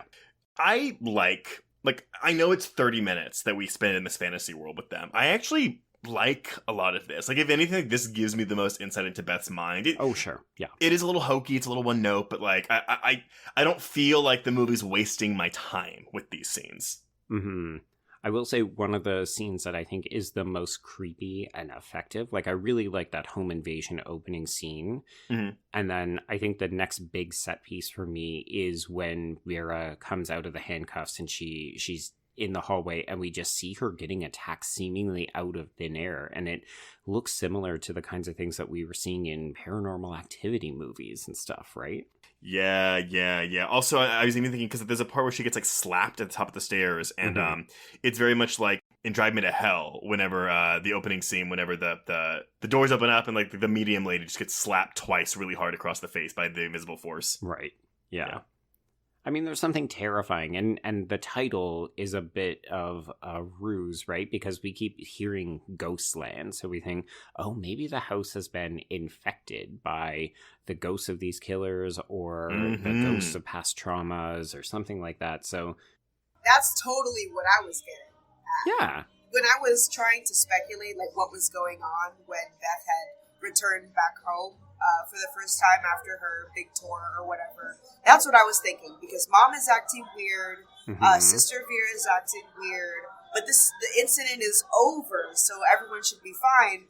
Right. Beth makes the comment, oh, I didn't know you're drinking on that redneck beer or something like that now. Right. And I'm, me trying to make sense of this, I'm thinking, oh, well, they've been possessed or something. Especially since there's ghosts in the title. I'm like, okay, these killers have kind of taken on the bodies of her mother and sister and are living through them, I guess? Question mark? Yeah, it's the Frighteners, right? Yeah. So Xero, were you a bit underwhelmed with the eventual reveal? Because I'm not going to lie, what you just described, what both of you just described, does sound like a more interesting film. A more complex film and a more interesting film. Not necessarily a better one, because I don't know. But I do think it's a more interesting concept. I was fucking with the twist. I really was. The twist was definitely the best, maybe only redeeming part for me personally. Okay. I'm also not crazy about like paranormal horror. It's not the subgenre that I rock with the most, honestly. Yeah. So I was leading myself down that path of, this is a possession kind of thing going on here. When the twist finally happened, I was actually pretty pleased with it, because it wasn't what I was expecting. So okay, yeah, the most redeeming part for me personally. Nice. Oh, there we go. Okay. It's always good when you can find a silver lining in something that you otherwise are not a huge fan of. Yeah, that's where I was at. I mean, I think even one of the things that I really appreciated was we get these quick shots of like paintings, and we can clearly see that, oh, like the talk show host is from an advertisement, and Yes. her husband and even that fucking child they're actually paintings, and you're just like, oh, okay, so she dissociated, she went into a kind of fantasy coma or like a fugue state, and she just used her visuals from around the basement to construct an entirely fictitious life of herself. And you're like, that she works. Kaiser Soze her imaginary world. There we go. Yeah. Oh boy. Yeah. So this is when we shift gears. So we are back with our two young girls. So the adults have disappeared temporarily, and an alarm sounds. And this is when Vera tells Beth that she needs to hide in the closet. And if she does end up getting taken upstairs, that she should remain silent and don't react regardless of what he does. And at this point, we think that there's the fat man. We don't really know much about Candy Truck Woman. So this is what Beth does. She hides in this closet, but then Candy Truck Woman grabs her. There's a scuffle. She gets knocked out. And when she wakens, she is being made up to look like a human doll. Yeah. Important to note too. So just go back to the the accident that befell Miss Hickson here. The poster for this film is of Beth's face. It's Emilia Jones's face. Right. But it is a doll, like a porcelain doll that has been cracked. And there is a crack on her face that is mighty close to what Hickson had on her face from her actual wound. Yeah. So a lot of people took that as like they were like being very insensitive towards her injury. You know, I had this thought. I did have this thought as soon as I read the review or not the review. It was a review that had mentioned the injury, and then I went on to Google it later. And I did look at the cover, and I said to myself, wow, that is insensitive as fuck. But also, if there was, if this had become a lawsuit and it was a deal, I guess they could have used that as a cash grab for the film. Oh, capitalizing on the notoriety. Yeah, because, bad press is still press at the end of the day. And now, after hearing the quotes that you presented from the director, I don't think that's like the longest suit. That would be really fucked up, but I definitely... It can be a conspiracy. I understand the conspiracy. There's something there. But I will say, I've never watched this movie before, but I have seen, just like through my travels of scrolling on Netflix when I don't know what to watch, I've seen the cover before. Right. And the cover had turned me off just because the cover was giving paranormal, and like I said, it's not the subgenre of horror that I rock with the most. But yeah, I was pleasantly surprised by it. So I mean, maybe you can't judge a book by its cover. Well, and nevertheless, I mean, I get people thinking it's insensitive to have that be the poster, but it does thematically make sense with the film, so you can have that defense with it. Yeah, totally. Yeah, I think it would have been easy enough to have like digitally tweaked it so that there weren't any cracks near where Hickson's injury was. Like that would have been a smarter / classier way to go. But I will say, Xero, I definitely see what you're saying. I will confess, every time I have seen this poster, what I always flash to is Isabel Fuhrman in Orphan. Oh, yeah, but that's just a real face instead of a doll cracked one. Yeah, but I think of like when she makes herself up so that she can seduce Peter Sarsgaard. Oh. Yeah, there's that. I will say I prefer this twist as opposed to the Orphan twist. Oh, really? Interesting. I'll say I love that Orphan twist. But that movie goes for it. Like, that movie knows it's ridiculous and leans into it. Yeah. That is also a very good point. Well, because you could argue that movie leans into camp a little bit, and this movie refuses to do that. Yeah, this movie takes itself very seriously, which, hearing Laugier's arguments makes sense. Like, he is trying to make a statement about why this violence needs to be in here, but it also therefore makes it an ordeal to get through. Whereas with Orphan, like, you're watching her do these things and it's delightful because you just keep thinking, But she's not who she says she is. She's the 33-year-old lady. Yeah. Spoilers for Orphan, sorry. Go back and listen to the previous episode. Exactly. Okay, so after she is made up, Beth is placed in a room filled with dolls, and she is posed just so, and she has enough time to steal a hairpin from a doll before the fat man comes in, and then she has to watch him molest this doll and burn its fingers, and she kind of knows, oh shit, this is what's coming for me if I don't either get out of this, or if he maybe doesn't notice me. I was so confused with what he was... So I thought, okay, he fingers this doll... doesn't like something about it, which is why he burns its hand off. Mm-hmm. So I just thought, okay, cool. This is like a routine, but like it's not gonna be the same for everything. But this seems to be what he does to every doll. Yeah. He fingers them, and then he burns their hand off, and then we don't know what happens after that. Kicks them to the curb. Yeah. Or murders. I don't know what happens here. I mean, I'm intrigued. Like I honestly want to know, but I don't know. This is just weird. Well, and. Again, this is, I think, part of the problem is that this seems to be just a collection of either weird fetishes and or what would be most disturbing to think could happen to a young girl. So it's like, well, she could get molested, she could get her hand burned off, she could pee on herself. Oh. It's just like, let's do a series of humiliations. I will tell y'all, and look, I will cop to this. I'm a person who does look to be shocked. And then that's the point where I go look at snuff films or whatever, but like, I get like a thrill when I see something in a horror film. I'm like, oh, I haven't seen that before. But like usually it's something that's like violent. Right. I'm using this term lightly. I really, the shot when he's holding her by the leg, and she's clearly held up by wires, but like that shot I thought was really, really cool. And I liked, in the effort of what the film was trying to do, this scene of her peeing herself. It was so upsetting to me. And so distressing. Like whatever effect this was trying to have on the audience, it did have that effect on me. Okay, I'm very glad that you said that because it makes me feel better a little bit. A lot of the abuse in this film, I think, was kind of like, you know, Cardi B in The View or whatever the hell that was. Like, what was the reason? Like that's kind of how I was feeling. But that one angle shot where it's like the top shot and you can see that she pees herself and then the pee like runs down her face and it's humiliating and it's sad and that one stuck. So I'm glad that you said that because I don't have to say it and then feel like I'm a sick fuck for saying it. But I agree. But there's other things that I would say if you do point them out in this film, then I'm going to call you a sick fuck for real.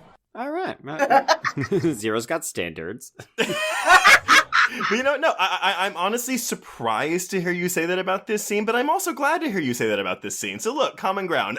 Common ground. Wait, why are you surprised though? I honestly think that this is probably the most... I mean, I know it's not violent, but... Well, it is violent, but it's not like she's not getting beat up here. Right. I don't know. I find this to be... Yeah, like you said, it's humiliating, and so I almost feel like it's the most degrading for this character. So Again, I'm hesitant to say I liked it, but like it's a thing where it's like, given what you've said about your thoughts on other parts of the films, I'm a bit surprised this didn't enter the territory of like unnecessary, gratuitous, like humiliation, or instead of violence. I don't know. It was giving pure fear, and you know, you could get smacked around a bunch, and you know, you can show a bruise or a black eye or like welts or whatever. But I don't know, something about this was like, if I was there, I would definitely have pee running down my face as well. All right, love a good pee scene. Yeah! All right, we'll look for those. This is the wrong kind of water sports. Yeah. Oh my goodness.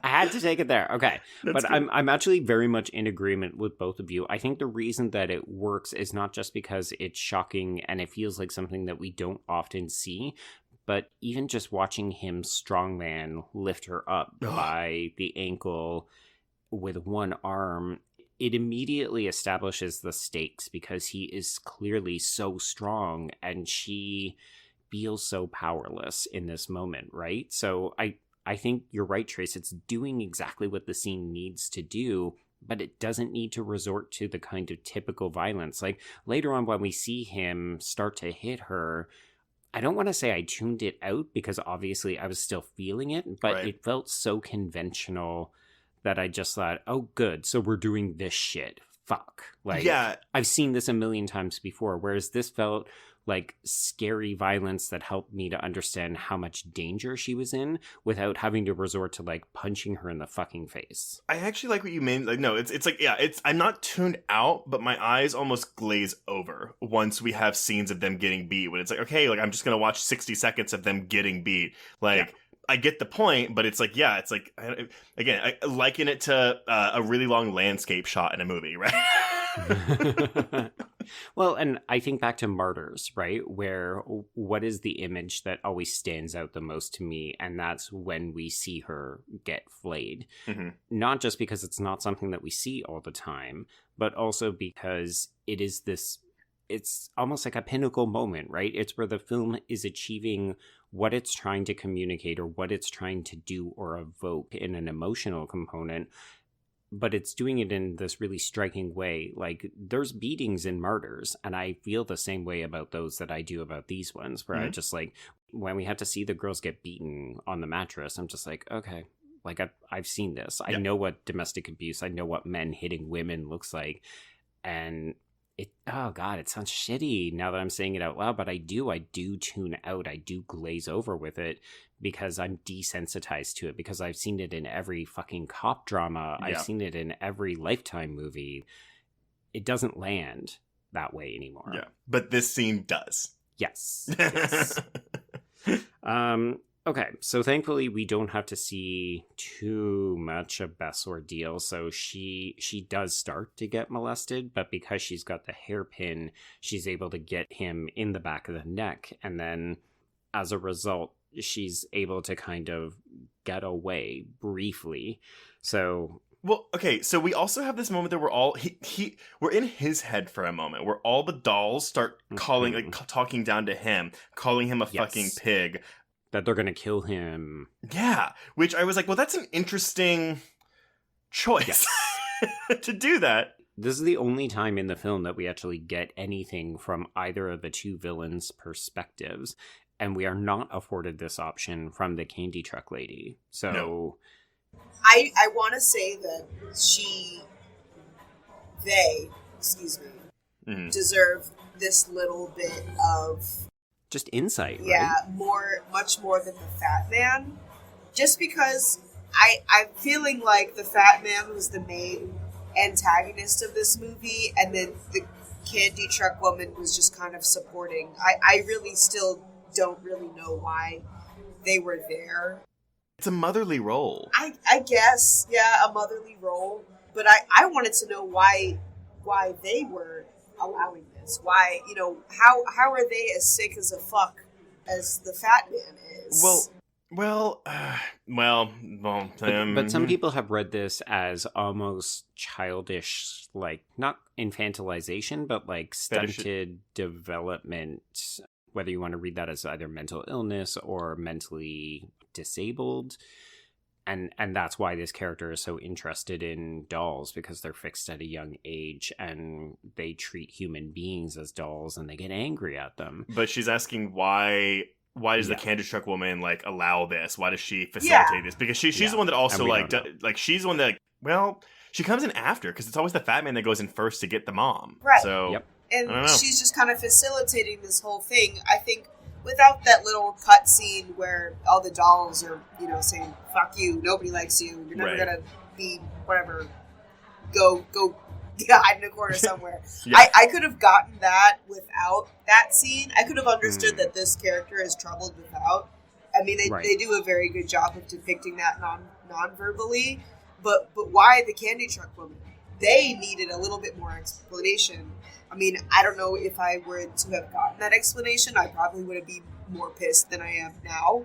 But I don't know. Just in terms of writing, I guess we got a little bit for the fat man and nothing for the candy truck woman. But the candy truck woman didn't have any nonverbal signals that really signified that this person is messed up.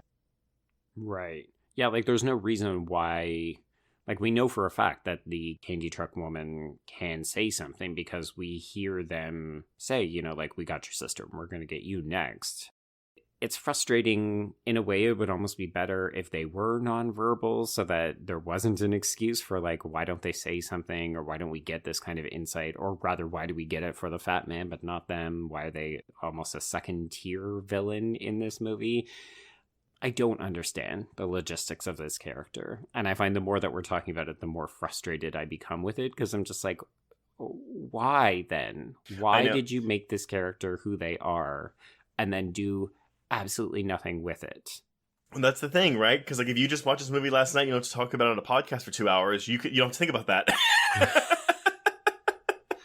So I'm thinking of this because we mentioned this in our Insidious Chapter 2 or Part 2 editorial from back in the day, Trace. We talk about a deliberate decision was made to include this character, include this backstory.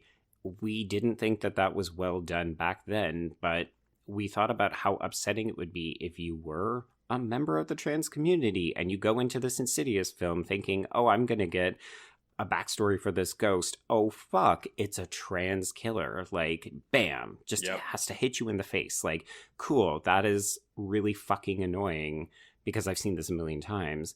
And I'm thinking if you go into this movie as a trans audience member, you're going to get that experience all over again, but you don't even get the benefit of a backstory. Like, initially I came into this recording thinking I didn't have that big of an issue with it because we couldn't decide whether this is a trans woman or this is just a man who's cross-dressing, and the movie doesn't care, so why should we? And the more that we talk about it, the more I'm like, no, I'm really fucking mad now because I'm just like, you could have made this character anybody, and yet you made a deliberate decision to make it a trans woman and then do nothing with it and to give this person nothing.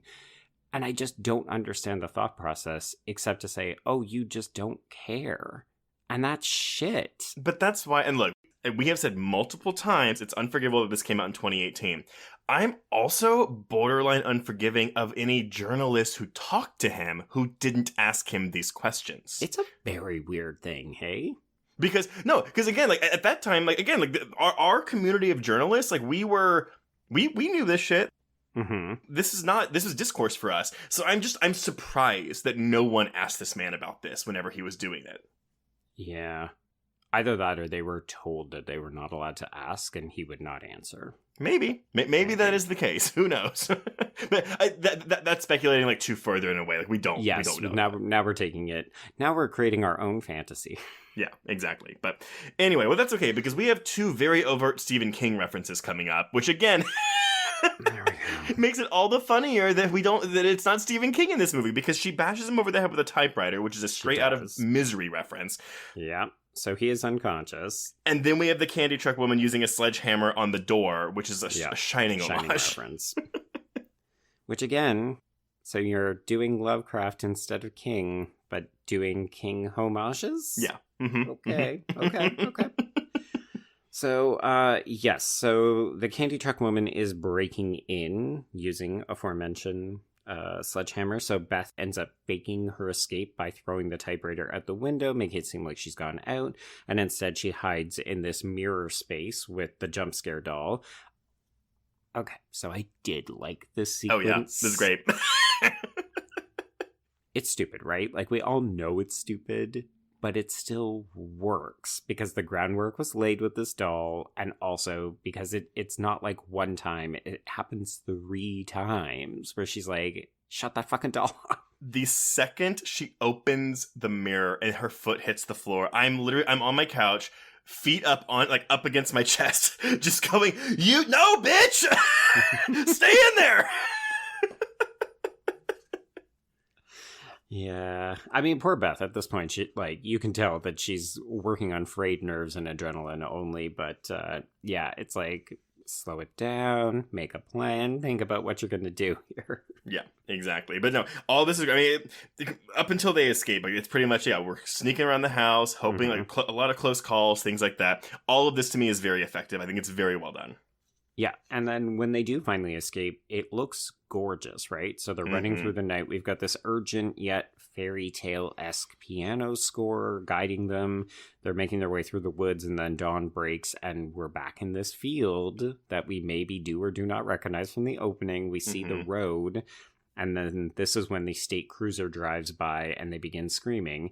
And in any other horror film, it would just drive by and they would be fucked. And instead, they actually stop. Yeah. And we get this woman come out. And yeah, just in case you weren't paying attention, this is where Vera confirms it was two fucking men in a candy truck. So,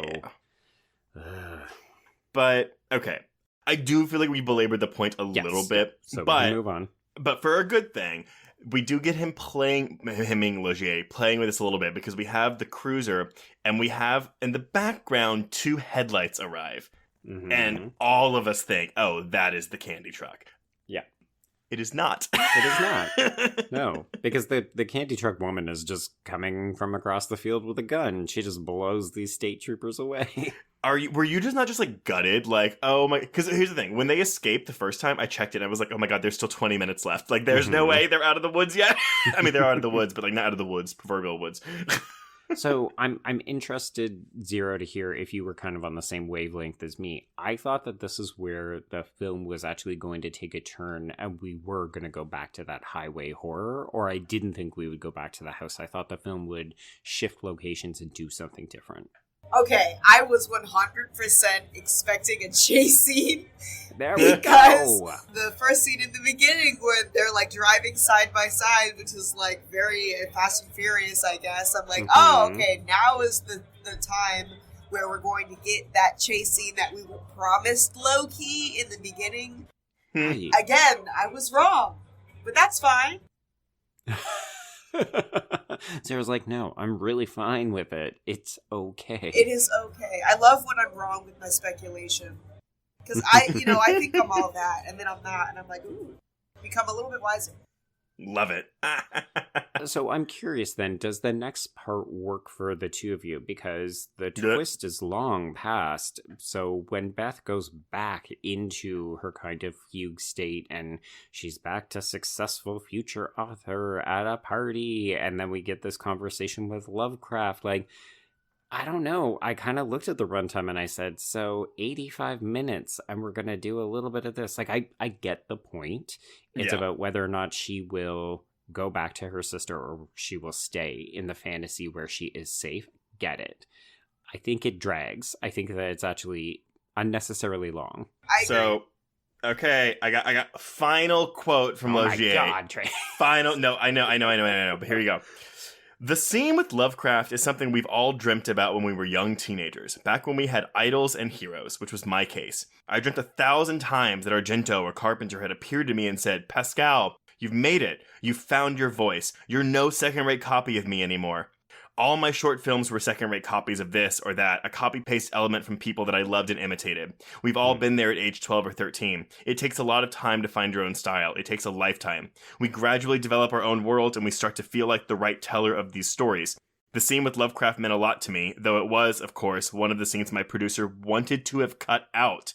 They didn't think it served the story too much. Of course, that scene was one of my intimate reasons for making this film, which is why I left it in. Okay. I think this guy needs just to write Lovecraftian fanfiction and just keep it fucking moving. He should have listened to his producer. That man knew right, because one, the prosthetics had me shuddering on that man. That poor, I didn't even realize that it was Lovecraft at first. I was just like, why does that man's chin like look like that?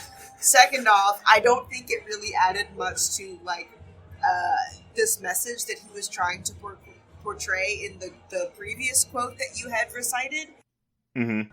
It was just like, okay, Lovecraft is finally here. Sure, he's your idol. He's giving you everything that you wanted to hear, just so you can wake up and not pursue your writing career, but do something completely different that's necessary.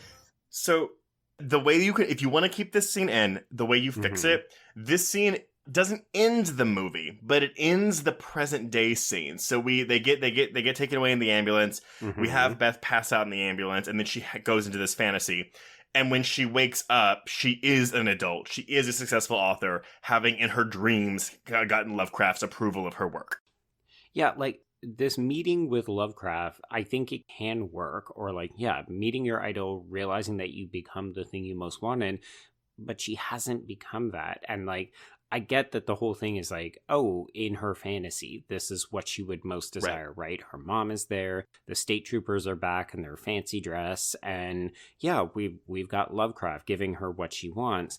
But then, I don't know, it feels like there needs to be some kind of end parallel where it's not Ghost Mom gesturing at the typewriter. Maybe she has a dream that ends the movie where it is Lovecraft saying, like, you dreamt about me once, but now you've actually set out what you wanted to accomplish. But the way it's placed, it's almost like getting Lovecraft's approval. It's what lets her come out of her fugue state, out of her disassociative state. So on that level, then, getting Lovecraft's approval is tied with her, I don't know, like... deciding to go back and save her sister? Yeah, like she's gotten everything she needs out of this fantasy. Like, there's nothing left for her in this fantasy world anymore because she's gotten what she wants, which... I mean, how does that come about? That doesn't even make sense. I'm not questioning you. I'm questioning the logic of that if that is the case. Well, I don't know if that's the intent, but that to me is what it comes across as. Like, what it comes across is she got Lovecraft's approval. Cool, she doesn't need this fantasy world anymore. Now she can come back to normal and save her sister. But... right. Again, given with what themes Laugier is trying to put in here, that doesn't make sense to have that here and have that be the reason for this scene. Mm-hmm. So. Yeah, because I think it would have been more successful if he had have listened to his producer and just we see Vera in the dress, like she's fucked up and she's wearing this haggard gown like usual, and she just runs through the party, and then Beth has to follow her and decide, do I stay with Ghost Mom a la Happy Death Day to You, or do I go back to the world that I have to be living in and face the reality and the consequences? Mm-hmm. Mm-hmm. So anyway, that's what she does. Busts through the mirror, and then we get some pretty brutal beatings, but thankfully we've got Mirror Doll to distract the fat man long enough for Beth to go in and make a reasonable attempt to defend Vera against the candy truck woman.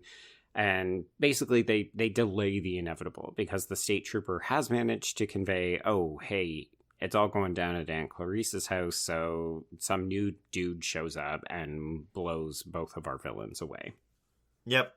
And that's really it. Like, they get wheeled out, mom's in the window, typewriter's there, they feel good, and the movie is over.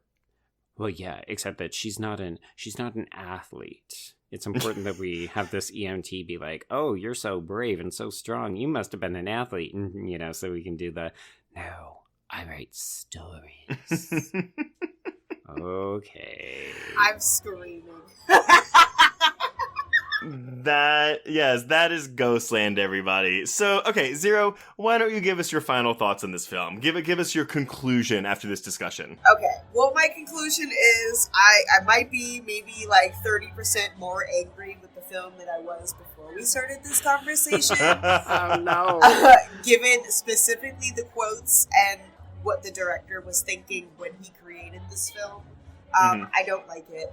I also have this kind of second wind of, let's see. So, our director wanted to create a story that kind of mimicked his experience with the sibling, correct? Yeah. Right. Okay, so this makes me a little bit more, I don't want to say upset, but peeved, I guess is the word. I have a huge soft spot for stories that connect to siblings. Even better if it's two sisters. I have a sister who's very close to my age, which is why Raw resonated with me so heavily, because it's about the bonding of two sisters. I'll even get cracked up in Guardians of the Galaxy 2, Gamora and Nebula fighting and the whole sister drama thing. Sibling ties are like significantly, I don't want to say stronger, but a little bit more deep-rooted than just your average couple, partner, whatever. And so I guess I was kind of projecting what I wanted to see in this film as two sisters really fucking duking it out, getting through a traumatic time together, like I saw with Raw and countless others right. with this kind of sister dynamic. And what I was given was really not what I wanted at all. And and then there's the Lovecraft thing, and then there was this villain thing. And I guess I guess I'm just kind of projecting what I wanted to see in a film like this. But I'm really grasping and holding on to the twist that I actually really freaking liked. Was expecting a sort of paranormal-ish film. So I'm just going to focus on that. Hey, maybe I'll give it a second watch, maybe I won't, but there was tons of content to talk about here. Right. Yeah. Joe, go ahead. Yeah, I'm of two minds. I gave this a 4, and after this conversation, I definitely got to drop it down from that. But the 4 was on how effective it shot and the production design and even the performances by our two young actresses, because I do think that they're doing genuinely good work. I saw a number of people say, these characters are slight, and I would say that applies not just to the sisters, unfortunately, but to our villains, to this narrative. I can see what he's trying to go for, and I can see the connection to Martyrs, but especially when you compare it to that previous film, there's just so much more meat on those bones, and this feels like a watered down version that is just not as successful, and some really poorly thought out components. So it's disappointing because you're right, Trace. You've said it a couple times. If this was just a home invasion where these sisters had to fight back, I think we'd be having a very different conversation. But then you add in these problematic elements, and then you add in like the intentionality, and you compare it to Martyrs, and the film just doesn't stand up. So it's rough because like I didn't mind watching this movie, but I get more angry the more we talk about it. I think that's totally fair. And it's interesting because I had this at a 3.5 when I went back and checked my letterbox, and I upped it to a 4 last night after my viewing. And yeah, I feel like I'm lowering it a bit. And like basically for me, I agree with about 90% of what we have discussed on this episode about this movie. And I do think that his quotes actually make it worse. Yeah.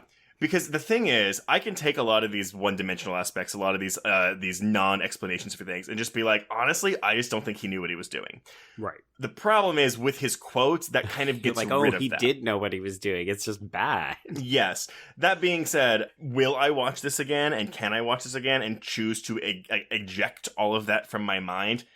I can do that. But I wouldn't fault anyone for not being able to or not wanting to do that. Like, I think, watching this is a 70s, almost grindhousey type movie. Like, I can get a lot of enjoyment from, like, my not torture porn needs, but just, like, my really kind of viscerally upsetting needs. It just so happens to be a movie where this director is kind of an idiot. Right. So, I still like this movie quite a bit, but I'm really happy that we got to have this talk about it because I think... I mean, I'm sure a podcast has done it before, but I mean, I think given like with the controversies and like all what the reviews have said, I think it needs to go deeper than just problematic trans killer, Yeah, it was one of the things that I kept sort of running my head into a wall about was that there were a ton of these sort of like 1 or 2 sentence statements where it was like, oh, but the misogyny, oh, but the transphobia. Yeah. And I was like, but this is a review. So a lot of people were like, I don't want to talk about the ending. I don't want to talk about the twist. I don't want to reveal things. And this is a movie that I think can only benefit from editorials as opposed to traditional reviews. Yeah. And also, whenever I read misogyny in a review of a horror film, I always I'm kind of like, oh, like, I know it's a problem, but that also seems to be a very go-to critique from critics about the horror genre when it doesn't always fit. So I think that having a discussion about what makes this misogynistic is vital, as opposed to just a review where it's like, it's misogynistic because there's violence against women, Yeah, and directed by a man. Like, yes. To me, the biggest issue with the violence in this movie is that it's directed to young girls. Like, this isn't teenagers. This isn't college-age girls. Mm-hmm. Like, that's what I think makes it uncomfortable. And, yeah, you could say Laugier has some weird ideas, like, not everything is handled well in that regard. No, I'll just leave it there. Yeah, no, y'all, we have discussed the fuck out of this movie. So listeners, I'm intrigued. What are your thoughts on this? If obviously we're dealing with a lot of sensitive issues, please be polite in the comments and the tweet threads, whatever the fuck you're doing. But we'll leave it at that. So before we announce what we're covering next week, Xero, first of all, thank you so much for coming on to this, and let people know where they can find you on social media. Thanks again, guys, for having me on the podcast. That was so great. And for the people, you can find me on Instagram, Twitter, and Twitch at Xero Gravity. And you can also follow my podcast with Sheree the Slayer and Brother Ghoulish at Blerdy Massacre on Instagram and also Twitter. Well, if you want to get in touch with us, you can reach us on Twitter and Instagram at HorrorQueers. Shoot us an email at horrorqueers@gmail.com if you have any fan mail or hate mail for us. Find us on Letterboxd to keep track of all the films we've covered. Go to our YouTube channel that has interviews and monthly hangouts. And finally, if you want to chat with other listeners, join our Facebook Horror Queers group. If you have a moment, please rate and review us on your podcatcher of choice. And if you want even more content, please support the show by becoming a patron at patreon.com/horrorqueers. We're almost done with May, but before we get into June, if you go subscribe today, you'll have access to all of our episodes on horror movies that make us cry, Shudder's new controversial zombie-ish movie, The Sadness, the remake of Firestarter, an audio commentary on 28 Weeks Later for its 50th anniversary, and our final episode of May, which will come out soon, is our episode on Alex Garland's Men, which I've heard is amazing, divisive, but amazing. Isn't that the name of the game? Yeah, but Joe, the name of the game, well, we're not out of controversy yet. What are we checking out next week? I was going to say, let's keep those content warnings on topic. So next week we are going to be discussing... I don't know, Trace. Are we saying it's camp? Are we saying it's offensive? We're definitely going to say people need to steel themselves. There is sexual assault in this movie, but this was a you pick. We're going to be talking about Perdita Durango? Yes, and this is very much a Joe is throwing me a bone here pick, everyone. So this is not really a horror film. It's more of it is in the vein of Freeway, where it's kind of this exploitation. Sexual assault. We have rape victims, baby fetuses being used to make hand lotion, a lot of cocaine. The entire plot of the movie revolves around a truck full of baby fetuses. Wow, okay. This is directed by Alex de la Iglesias. If you've checked out HBO's 30 Coins, it is that same director, and we have 1997 versions of Rosie Perez and Javier Bardem. Ooh. And it is on Shudder, by the way, and it's uncut form because it's one of those films that was edited for a very, very long time until recently. So make of that what something for the production history. I know. I love this movie. I think it's great, but yes, please adhere to all content warnings. This will not be an easy watch for some people. Boy, just nothing but controversy these last couple of weeks. So folks, join us next week for Perdita Durango. And until then, we can cross out Incident in a Ghostland. Indeed, and cross out horror queers. Atlas Avenue. A long stretch of road that encompasses everything the city of Kennett Heights has to offer. Neon lights, traffic, crime, the hustle and bustle of everyday life, and the craziest of characters. My office was above it all. My name is James Locke, and I'm a PI. Hello, Mr. J. How the hell you doing today? Good, Edith. Nearly every year I have a new case. New people to meet, new clues to discover, and new problems to solve. But I do it the old-fashioned way. No technology. Nothing post-1950. Hell, I don't even listen to podcasts, but you should. Atlas Avenue Beat is a spoof of the film noir genre with goofy characters, tons of wordplay, and non-stop raunchy humor. There's also 3 whole seasons out right now with more on the way.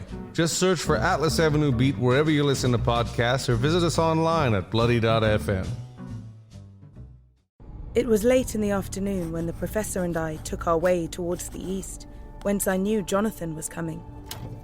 Jonathan Harker has asked me to note this, as he says he is hardly equal to the task, and he wants an exact record kept. Dear Madam Mina, I have read your husband's so wonderful diary.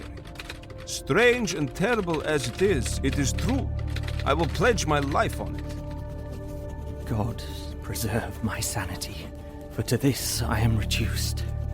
Safety and the assurance of safety are things of the past.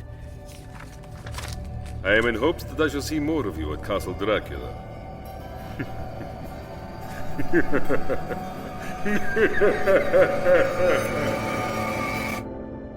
Listen to Regarding Dracula wherever you listen to podcasts, or find us online at bloody.fm.